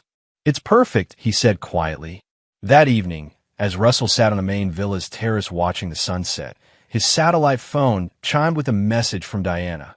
Email delivered to Vanessa as scheduled. Reaction immediate and explosive. Preparing for legal countermeasures. Russell set down the phone and sipped his whiskey, feeling neither triumph nor regret, only a strange, calm certainty that he had done what was necessary. Below the terrace, waves crashed against the shoreline in a steady, primordial rhythm that seemed to whisper, "This is real. This is now. This is where you begin again." The following morning brought the next phase of Russell's plan. In his office within the main villa, he connected via secure video with Leo Nelson to review the strategic information release. The social media posts are ready, Leo confirmed. Just subtle enough to be discovered rather than announced. Private island purchase by the Horizon Trust. Renovation contracts with exclusive designers. Staffing agreements with top hospitality professionals. All traceable to Azure Key with minimal effort. And the timeline? Russell asked. Staggered over the next week. By the time Vanessa and the kids return from Paris, the internet will be buzzing with speculation about the lottery winner's island paradise. What about Vincent's situation? Leo's expression turned grim. SEC investigation is gaining momentum. 2 former clients have come forward with complaints after seeing the news about Platinum Horizon. The house of cards is wobbling, Russell. Russell nodded, feeling no satisfaction but a sense that natural consequences were unfolding as they should. Later that day, as Russell unpacked his personal items in the master suite, Maurice appeared with a tablet displaying breaking news. You might want to see this, sir. The screen showed Vanessa outside their former home, surrounded by reporters. Her face was tear-streaked, but her expression calculated as she spoke into the microphones. I'm shocked and heartbroken by my husband's disappearance. After 25 years of marriage, to learn about his lottery win from the news while I'm traveling with our children is devastating. I just want Russell to come home so we can talk about our future together. The camera panned to show Zoe and Caleb standing behind her, their expressions a practiced blend of confusion and concern. In the background, barely visible at the edge of the frame, stood Vincent Harmon, his face carefully turned away from the cameras. Shall I continue monitoring the coverage, sir? Maurice asked. Yes, Russell replied. But filter it. I don't need every statement, just significant developments. Of course. And the calls to your old number? Russell considered for a moment. How many now? 77 from Mrs. Dawson alone. A symbolic number, Russell thought. 77 calls from a woman who hadn't truly spoken to him in years. No response, he decided. From now on, Diana Mercer is their only point of contact. As Maurice left, Russell opened the unfinished boat model he had brought from his old workshop. The half-completed vessel, a replica of a Caribbean trading schooner, represented both his past and his future. He would complete it here, on this island, as a testament to his new beginning. Russell placed the model on a table overlooking the ocean and unwrapped his tools.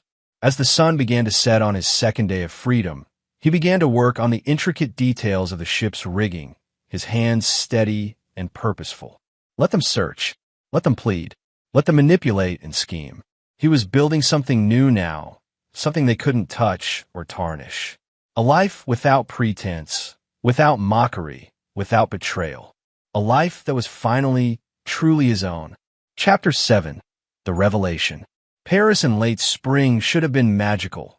Sidewalk cafes overflowing with patrons, the Seine reflecting centuries of history, gardens blooming in riotous color.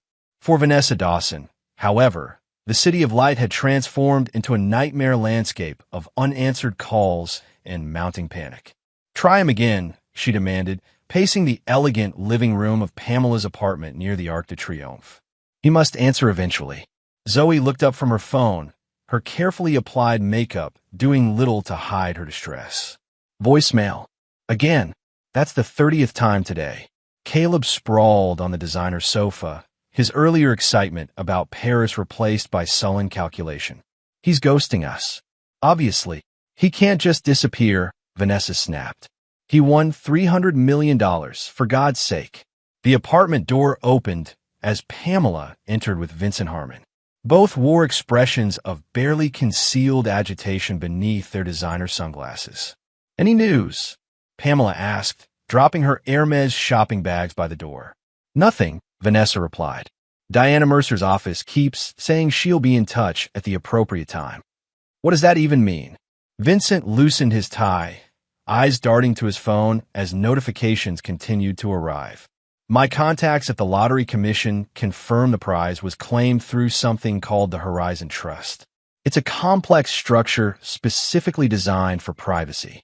"But he's my husband," Vanessa insisted. "Half of that money is legally mine." Vincent exchanged a glance with Pamela before responding carefully. "That depends on multiple factors. Timing of the ticket purchase, state laws regarding marital property, trust structures." "What aren't you telling me?" Vanessa demanded. Before Vincent could answer, Zoe gasped, staring at her phone. "Oh my God, look at this." She turned her screen toward the adults, displaying a social media post from an exclusive real estate account. "Mystery lottery winner purchases private Caribbean island." Sources confirm the recently established Horizon Trust has acquired Azure Key, a 20-acre private island paradise valued at approximately $15 million. The post included drone footage of a stunning tropical island with white sand beaches and a red-roofed villa complex. "That's impossible," Vanessa whispered. "Russell would never." "There's more," Caleb interrupted, looking at his own phone. Some design magazine is reporting that the new owner of Azure Key has commissioned a state-of-the-art woodworking facility and custom boat-building workshop. Vincent grabbed his tablet, fingers flying across the screen. Azure Key. Here it is. 20 acres, completely self-sufficient, previously owned by a tech billionaire. Helipad, deepwater dock, staff quarters. Total privacy. A woodworking workshop? Pamela repeated incredulously. "That sounds like Russell." Vanessa sank into a chair, the reality of the situation finally penetrating her denial. "He knew. He must have known about us, Vincent." An uncomfortable silence filled the apartment as this admission hung in the air. "How could he have known?" Vincent asked finally. "We were careful." Before Vanessa could respond, her phone chimed with an email notification. "It's from Russell," she whispered, opening the message. Her face drained of color as she read aloud. "I know everything. About Vincent, about Paris, about the investment scheme, and about our children's involvement. The house and existing accounts are yours. Beyond that, you'll need to speak with my lawyer. I won't be available." Zoe and Caleb exchanged alarmed glances. "What does he mean, our involvement?" Zoe demanded. "He's bluffing," Caleb insisted, though his voice lacked conviction. Vincent paced the room, his composure cracking. "This is a disaster. If he knows about Platinum Horizon." "What exactly is Platinum Horizon?" Pamela asked sharply. "You told me it was a legitimate investment opportunity." "It is. Vincent insisted. Mostly. There are some creative accounting methodologies involved. Oh my God, Vanessa moaned. He's punishing all of us. The lottery, the island, he planned this. We need to go back immediately, Zoe declared, before he spends all the money. It's too late, Vincent said grimly, looking at his phone. I just got a message from my office. The SEC has opened an investigation into Platinum Horizon. Someone filed a detailed complaint with documentation I thought was secure. Russell, Vanessa whispered. He must have hired someone to investigate us. The realization settled over the room like a toxic cloud. They had severely underestimated Russell Dawson. The man they had mocked as simple and unambitious had orchestrated a masterful disappearance with his fortune, leaving them to face the consequences of their betrayal. What do we do now? Caleb asked, his adolescent bravado evaporating. We go home, Vanessa decided. Immediately. I'll call Diana Mercer again. There must be something she can do. Half a world away, Russell Dawson stood on the deck of his island villa, watching the sunset paint the Caribbean sky in shades of orange and gold. On a table beside him, his satellite phone displayed a message from Leo. Information cascade initiated. All targets have received preliminary data. Phase 1 complete. Russell smiled and turned off the phone. In the workshop below, the partially completed boat model awaited his attention, a project he could now pursue without mockery or interruption. Tomorrow would bring more legal maneuvers from Vanessa, more desperate attempts at contact, more revelations about Vincent's crumbling investment scheme. But tonight belonged to the sea, the stars, and the profound peace of a man who had finally cut the lines to a life that had become a prison. 3 days later, Vanessa and the children returned to their Oak Ridge Estates home to find Russell's personal items gone. His clothes, his important documents, the family photos he valued, all removed with surgical precision. What remained were the material trappings of their shared life. Furniture, appliances, Vanessa's extensive wardrobe, the children's electronics and sports equipment. Diana Mercer's office had delivered formal separation papers, outlining the division of pre-lottery assets. The family home and its contents, the joint bank accounts, the children's existing college funds, all left in Vanessa's name. Of the lottery winnings, there was no mention, the money secured behind impenetrable trust structures. When reporters gathered outside the house, Vanessa attempted another tearful appeal to public sympathy. My husband has abandoned his family after 25 years of marriage. We just wanted to come home so we can work things out. The performance might have garnered support had Vincent Harmon not been photographed entering the house through the back door that same evening, or had Zoe not posted complaints about missing out on $300 million on her social media accounts before hastily deleting them. As public opinion turned against them, Russell's strategic information release continued. Photos of Azure Key appeared in architectural magazines. Stories about the island's renovation circulated through design blogs. A marine craftsmanship publication featured an interview with a masterboat builder who mentioned being hired by the new owner of Azure Key to consult on a traditional workshop. Each revelation was a twist of the knife for Vanessa and the children. Glimpses of the luxurious life that could have been theirs had they not revealed their true characters through mockery and betrayal. By the time Vincent Harmon was publicly linked to the SEC investigation, the Dawson family's social standing in Oak Ridge had collapsed. Pamela and Owen Winters distanced themselves, fearing association with the emerging scandal. Friends who had laughed at Russell's camping plans now declined Vanessa's invitations. The Paris trip photos, posted with such anticipation, attracted only negative comments about gold diggers and karma. 77 calls became 100, then 200, then more, all unanswered. Diana Mercer's response remained consistent. Mr. Dawson is unavailable. All communication must go through legal channels. For Russell, watching these developments from the peaceful remove of Azure Key brought not joy, but a sense of natural justice unfolding. He had not orchestrated their downfall. He had simply stepped away and allowed the consequences of their own actions to manifest. In his island workshop, as he carefully shaped the wooden hull of his model ship, Russell received one final report from Frank Tillman. CC investigation expanding. Harmon likely to face charges. Vanessa Dawson named as person of interest in relation to solicitation of potential investors. Russell thanked the investigator for his thoroughness and ended their professional relationship. The truth had been uncovered. Now it would follow its own course without his intervention. That evening, as a tropical storm approached the island, Russell sat in his living room reviewing the architectural plans for a community center he was funding in a nearby island nation. The project would bring educational resources and healthcare facilities to an underserved population, the first of many philanthropic endeavors he planned to pursue with his unexpected wealth.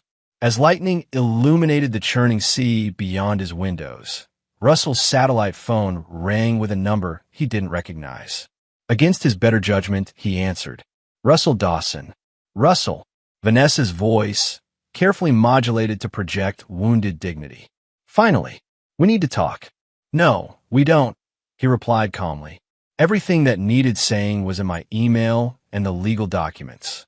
You can't just disappear with $300 million and leave your family behind, she protested.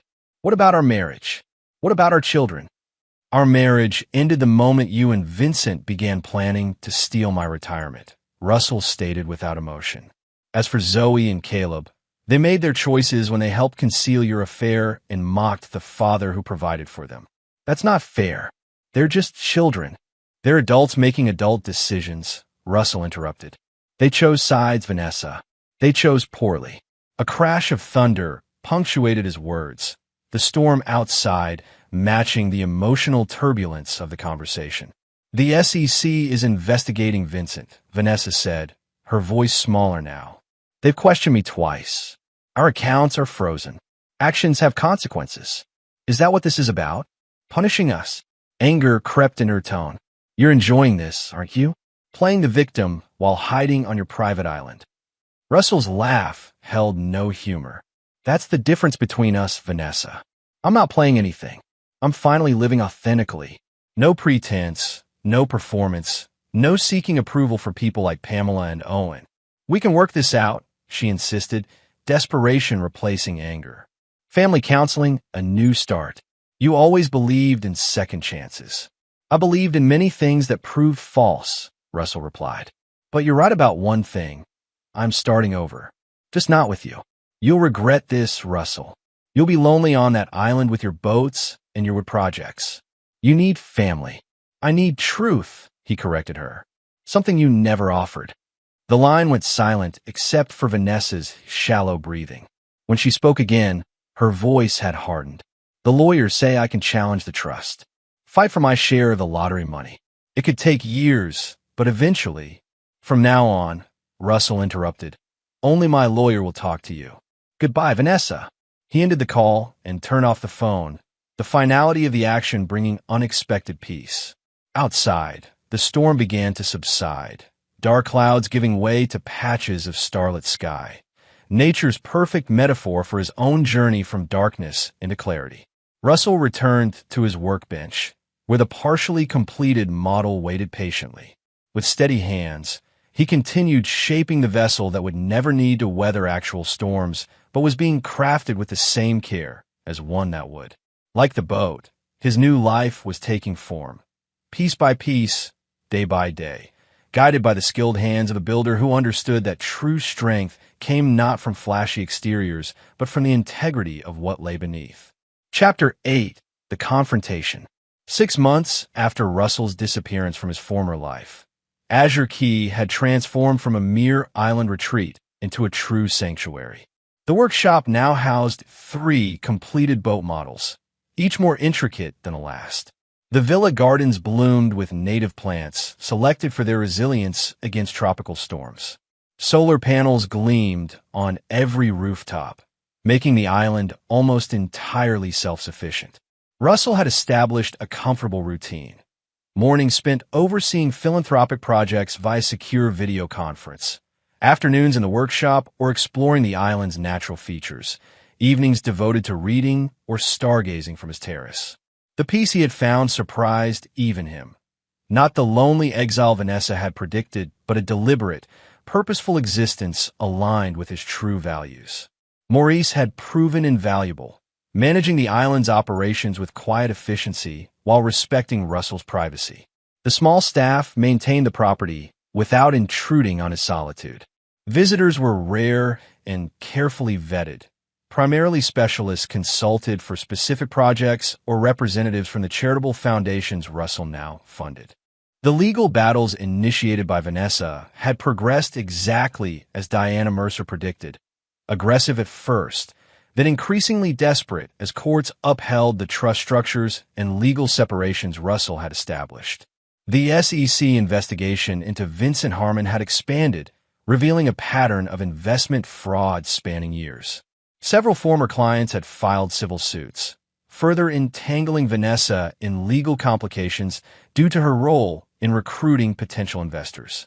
Through it all, Russell maintained his distance, neither gloating over their difficulties nor yielding to occasional pangs of familial attachment. The 77 unanswered calls had become a symbol of his resolve, a reminder that some bridges, once burned, should remain crossed. On a clear October morning, as Russell reviewed plans for a vocational training center he was funding on a neighboring island, Maurice entered his office with an unusual expression of concern. "Mr. Dawson, we have a situation at the marina. A chartered yacht has approached the island requesting permission to dock. The passengers claim to be your family." Russell set down his tablet. "How do they find us?" "Unclear, sir. They have no authorization codes, but they're insisting on seeing you. Security protocol dictates we deny access, but I thought you should be informed before we take action." Russell considered his options. For months, he had maintained absolute privacy through legal buffers and security measures. Direct confrontation had been unnecessary. Now it seemed that luxury had ended. "Who exactly is on board?" he asked. Maurice consulted his tablet. "Vanessa Dawson, Zoe Dawson, Caleb Dawson, and Vincent Harmon. The yacht is registered to a shell company linked to Mr. Harmon, though his assets are supposedly frozen by the SEC investigation." The inclusion of Vincent shifted Russell's perspective from annoyed to intrigued. For Harmon to risk further legal complications by traveling internationally while under investigation suggested desperation, or a calculated gamble with significant stakes. Tell security to maintain distance, but not to force them away yet, Russell decided. "I'll meet them at the outer marina. No access to the island itself." "Are you certain that's wise, sir?" Maurice asked, his professional demeanor not quite concealing his concern. "Probably not," Russell admitted with a grim smile. "But some confrontations are inevitable.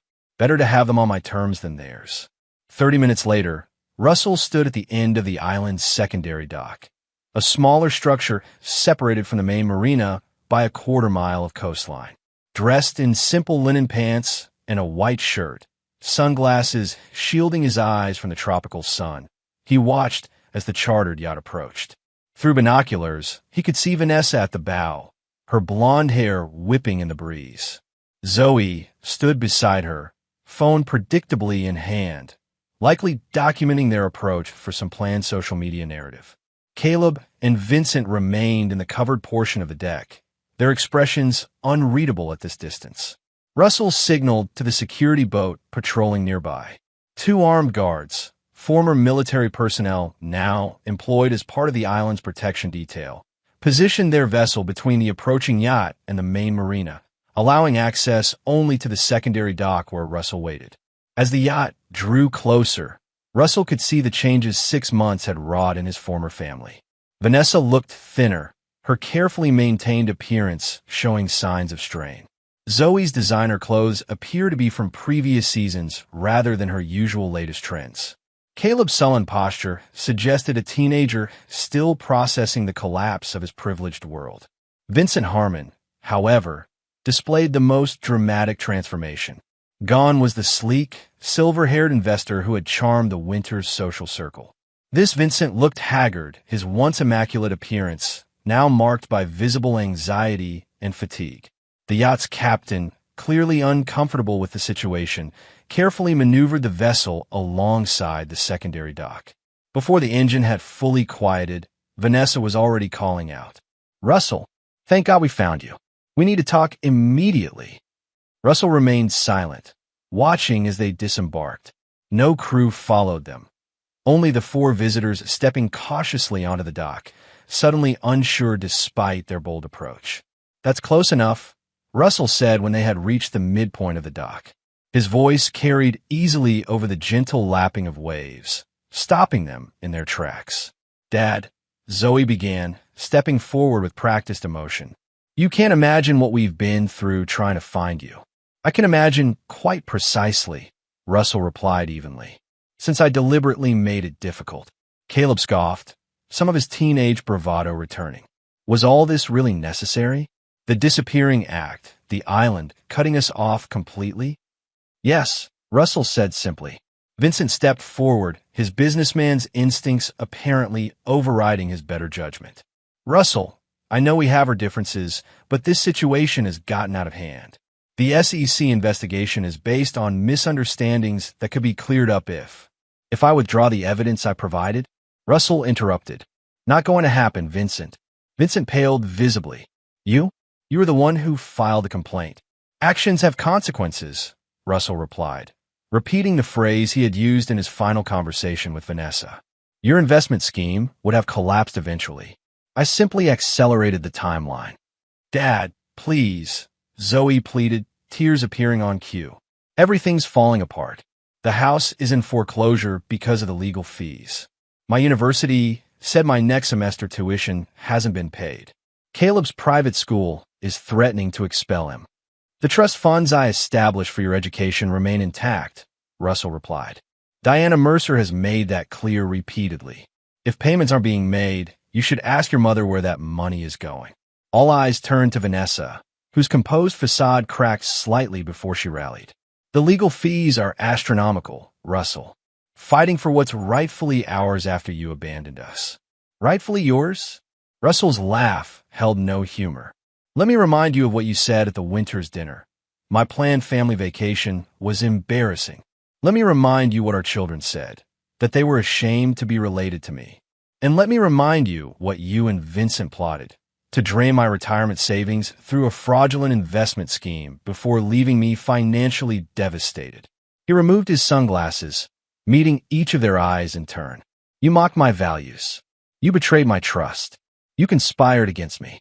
And now you expect me to save you from the consequences of those actions." "We're family," Caleb insisted, the confidence in his voice undermined by the uncertainty in his eyes. "We were family," Russell corrected. "Before you decided material wealth and social status were more important than integrity or loyalty." Vincent stepped forward again, desperation evident in his stance. "Russell, be reasonable. Whatever you think happened, we can work through this. The SEC investigation is destroying lives. My reputation, my career." "Your reputation and career were built on deception," Russell interrupted. "The SEC didn't create that reality. They simply exposed it. And what about us?" Vanessa demanded. "You won $300 million and abandoned your family to live on a private island while we lose everything." Russell studied his wife of 25 years, the woman who had once shared his dreams before developing her own agenda. He felt neither hatred nor love, only a distant recognition of someone he had once known intimately, but now understood had been performing a role all along. "I left you the house, the accounts, the retirement funds. Everything we built together over 25 years, he said quietly. "That was fair. The lottery money came after you had already betrayed me, after our children had already chosen sides, after you had already planned your future with Vincent using money stolen from me." He gestured toward the island behind him. "This place, what I've built here, this is my second chance. Something I earned through the simple act of being exactly who I've always been, while you were all pretending to be something you're not." "So that's it," Zoe cried. "You're just going to leave us with nothing while you live in paradise?" "Not nothing," Russell corrected. "Reality. The reality you created through your own choices." Vincent made a last, desperate attempt. "There must be some arrangement we can reach. Some compromise that allows everyone to move forward. Perhaps a settlement." "From now on," Russell interrupted, his voice firm but calm, "only my lawyer will talk to you. All of you. He nodded to the security boat, which immediately moved closer to the dock. You have 30 minutes to return to your yacht and leave my waters. After that, you will be considered trespassing and appropriate measures will be taken. You can't do this, Vanessa shouted, her composed facade finally shattering completely. I'm still your wife. Those are your children. Russell replaced his sunglasses and turned to walk back toward the island. Over his shoulder, he delivered his final words to the family who had once been his world. Actions have consequences. You chose yours. I chose mine. As he walked away, he heard their continued protests, Vanessa's angry demands, Zoe's theatrical sobs, Caleb's sullen threats, Vincent's desperate negotiations. But each step took him further from their voices and closer to the peace he had built for himself. Maurice met him at the end of the dock with a golf cart to transport him back to the main complex. Everything all right, sir? He asked discreetly. Russell watched as the security team supervised his former family's reluctant return to their yacht. Yes, he said finally. Everything is exactly as it should be. That evening, as the sun set over the Caribbean, Russell sat on his terrace with a glass of scotch, reflecting on the day's confrontation. He had anticipated feeling anger, perhaps even lingering attachment. Instead, he had experienced only clarity, the absolute certainty that he had made the right decision in walking away.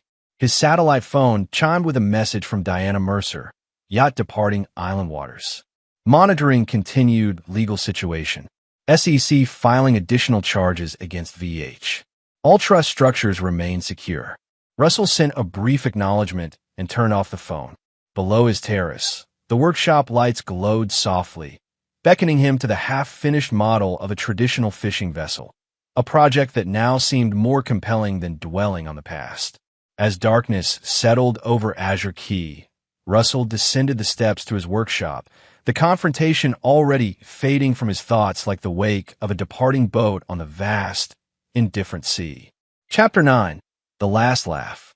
1 year to the day after claiming his lottery prize, Russell Dawson stood at the helm of the Azure Dreamer, a 42-foot sailing yacht custom-built to his specifications. The vessel represented the culmination of his journey, from the model ships he had crafted in his garage workshop to this full-sized masterpiece designed for both solitary exploration and the occasional journey with new friends. The morning sun glinted off the polished teak deck as Russell guided the yacht through the crystal waters surrounding Azure Key. At 53, his body had grown leaner and more weathered from days spent working outdoors, his salt and pepper hair now more salt than pepper, his eyes clearer after months without the stress of his former life. Perfect conditions today, sir, observed Carlos, the young marine biologist Russell had hired to help establish a coral restoration project around the island. One of several dedicated professionals now working on Russell's environmental initiatives. Carlos represented the new type of relationship Russell had cultivated, based on shared values and mutual respect rather than obligation or pretense. Couldn't ask for better, Russell agreed, feeling the steady Caribbean breeze filling the sails. The eastern reef should be visible soon. As the yacht glided toward their destination, Russell reflected on the year that had transformed his existence. The confrontation at the marina had proven to be the final significant interaction with his former family. Subsequent attempts at contact have been handled entirely through legal channels, as promised. The lawsuits Vanessa had filed challenging the lottery trust had been dismissed one by one, her legal resources dwindling with each defeat. Vincent Harmon had eventually pleaded guilty to multiple counts of securities fraud, accepting a reduced sentence in exchange for cooperation with authorities investigating larger financial crimes. His testimony had implicated several other members of the Winters social circle, including Owen himself, in various schemes that had enriched their lavish lifestyles. Pamela and Owen had divorced amid the scandal, their Paris apartment and other properties sold to cover legal expenses and settlements. The social world that had once mocked Russell's camping plans had collapsed like a house of cards, revealing the hollow foundations beneath its glossy exterior. Zoe had eventually accessed her education trust to transfer to a less prestigious university, her social media presence transforming from displays of luxury to carefully curated images of authentic living that rang as false as her previous persona. Caleb, facing the reality of diminished prospects, had grudgingly accepted a state university scholarship, his once entitled attitude tempered by necessity, if not genuine growth.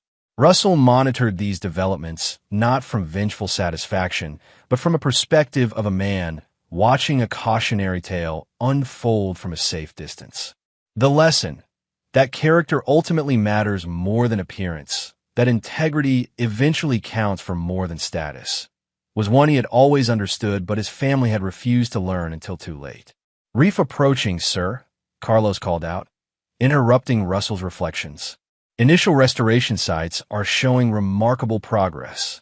Russell adjusted course, focusing on the present moment, the true gift his unexpected fortune had provided. Not the island or the yacht or the financial freedom, but the opportunity to live deliberately, to align his actions with his values without compromise or apology. The Azure Dreamer sailed smoothly over the protected waters of the Eastern Coral Sanctuary. Below the surface, vibrant marine life thrived among carefully cultivated reef structures, tangible evidence of restoration and renewal. After completing their survey of the restoration project, Russell and Carlos returned to the main island, where Maurice awaited with updates on the day's business. "The community center on St. Lucia is completed," Maurice reported as they walked toward the main villa. "The vocational training programs can begin next month as scheduled. Also, Ms. Mercer sent the quarterly trust report for your review." "Thank you, Maurice. Anything else?" Maurice hesitated briefly. A personal letter arrived. "From your son, Caleb." It bypassed the usual legal channels. Russell accepted the envelope with mixture of curiosity and caution. "I'll review it later." In his study, after showering and changing from his sailing clothes, Russell opened Caleb's letter. The handwritten pages revealed a young man struggling to reconcile his entitled past with a more modest present. "Dad, I'm writing against Mom's wishes and without her knowledge. She and Zoe are still bitter, still plotting ways to get our share of your money. I wanted to be angry too. It was easier than facing the truth. The truth is, we were awful to you. I've had a lot of time to think about it since everything fell apart. The way we mocked your camping trips. The way we treated your work and your hobbies like they were embarrassing. The way we acted like we deserved more than what you already gave us. I'm not writing to ask for money. I know that ship has sailed, probably on your actual ship, which I saw in some magazine. I'm writing because I'm trying to figure out who I am without all the status and stuff I thought was important. My scholarship covers tuition, but not much else. I got a job at a construction site to pay for my apartment. The foreman reminds me of you sometimes. He's teaching me things about building that I should have learned from you years ago if I hadn't been such a jerk. I don't expect forgiveness. I don't even know if you'll read this. But I wanted you to know that at least one of us finally understand what you were trying to teach us all along. Caleb, P.S. I still have the fishing lure you made me when I was 10. It's the only thing I kept from before." Russell set the letter aside. Emotions he had thought long resolved stirring beneath his composed exterior. Not regret for the path he had chosen, but a more complex feeling, recognition that beneath the entitlement and mockery, his son might possess the capacity for growth that Vanessa and Zoe seemed to lack. After careful consideration, Russell composed a brief response. "Caleb, thank you for your letter. Self-awareness is the beginning of wisdom. The work you're doing, both construction and self-examination, is valuable. Keep at it." The fishing lure was purple heartwood. The grain is naturally water-resistant. Good choice to keep it. Russell. He sealed the envelope with no return address and no invitation for further correspondence. If Caleb was genuinely changing, he would need to find his own path without Russell's intervention. Some journeys could not be shared. That evening, as had become his custom on significant anniversaries, Russell hosted a small gathering on his terrace for the island staff and several colleagues from his philanthropic projects. Unlike the ostentatious parties of his former social circle, this celebration featured simple, excellent food, meaningful conversation, and genuine appreciation for each person present. Leo Nelson, visiting from the mainland to discuss a sustainable housing initiative, raised his glass as sunset painted the sky in brilliant hues of orange and pink. To Russell, he proposed, who had the courage to start over when most of us would have just compromised. As glasses clinked around the table, Russell felt a sense of completion that had nothing to do with revenge and everything to do with authenticity. The journey from mocked husband to self-determined man had been neither planned nor easy, but it had proven essential. Later, after his guests had departed and the island had grown quiet under a canopy of stars, Russell stood alone at the edge of his terrace, overlooking the Caribbean. In the distance, lights from passing ships marked the boundaries between his sanctuary and the wider world, a world he now engaged with entirely on his own terms. He thought briefly of the camping trip that never happened, the mockery that had crystallized his discontent, and the lottery ticket that had provided not just wealth, but the catalyst for transformation. The confluence of humiliation and opportunity had created something unexpected, freedom in its truest form. Russell smiled as a shooting star traced a brilliant path across the night sky. The universe, it seemed, occasionally offered cosmic justice along with its random distribution of fortune. His family had mocked his modest vacation plans while plotting to take what little he had. Now they struggled in the wreckage of their own making, while he had found peace in abundance. It wasn't about the money, though the money had made it possible. It wasn't about the revenge, though justice had been served. It was about the principle that had guided him all along. Authenticity could not be bought or sold, only lived or betrayed.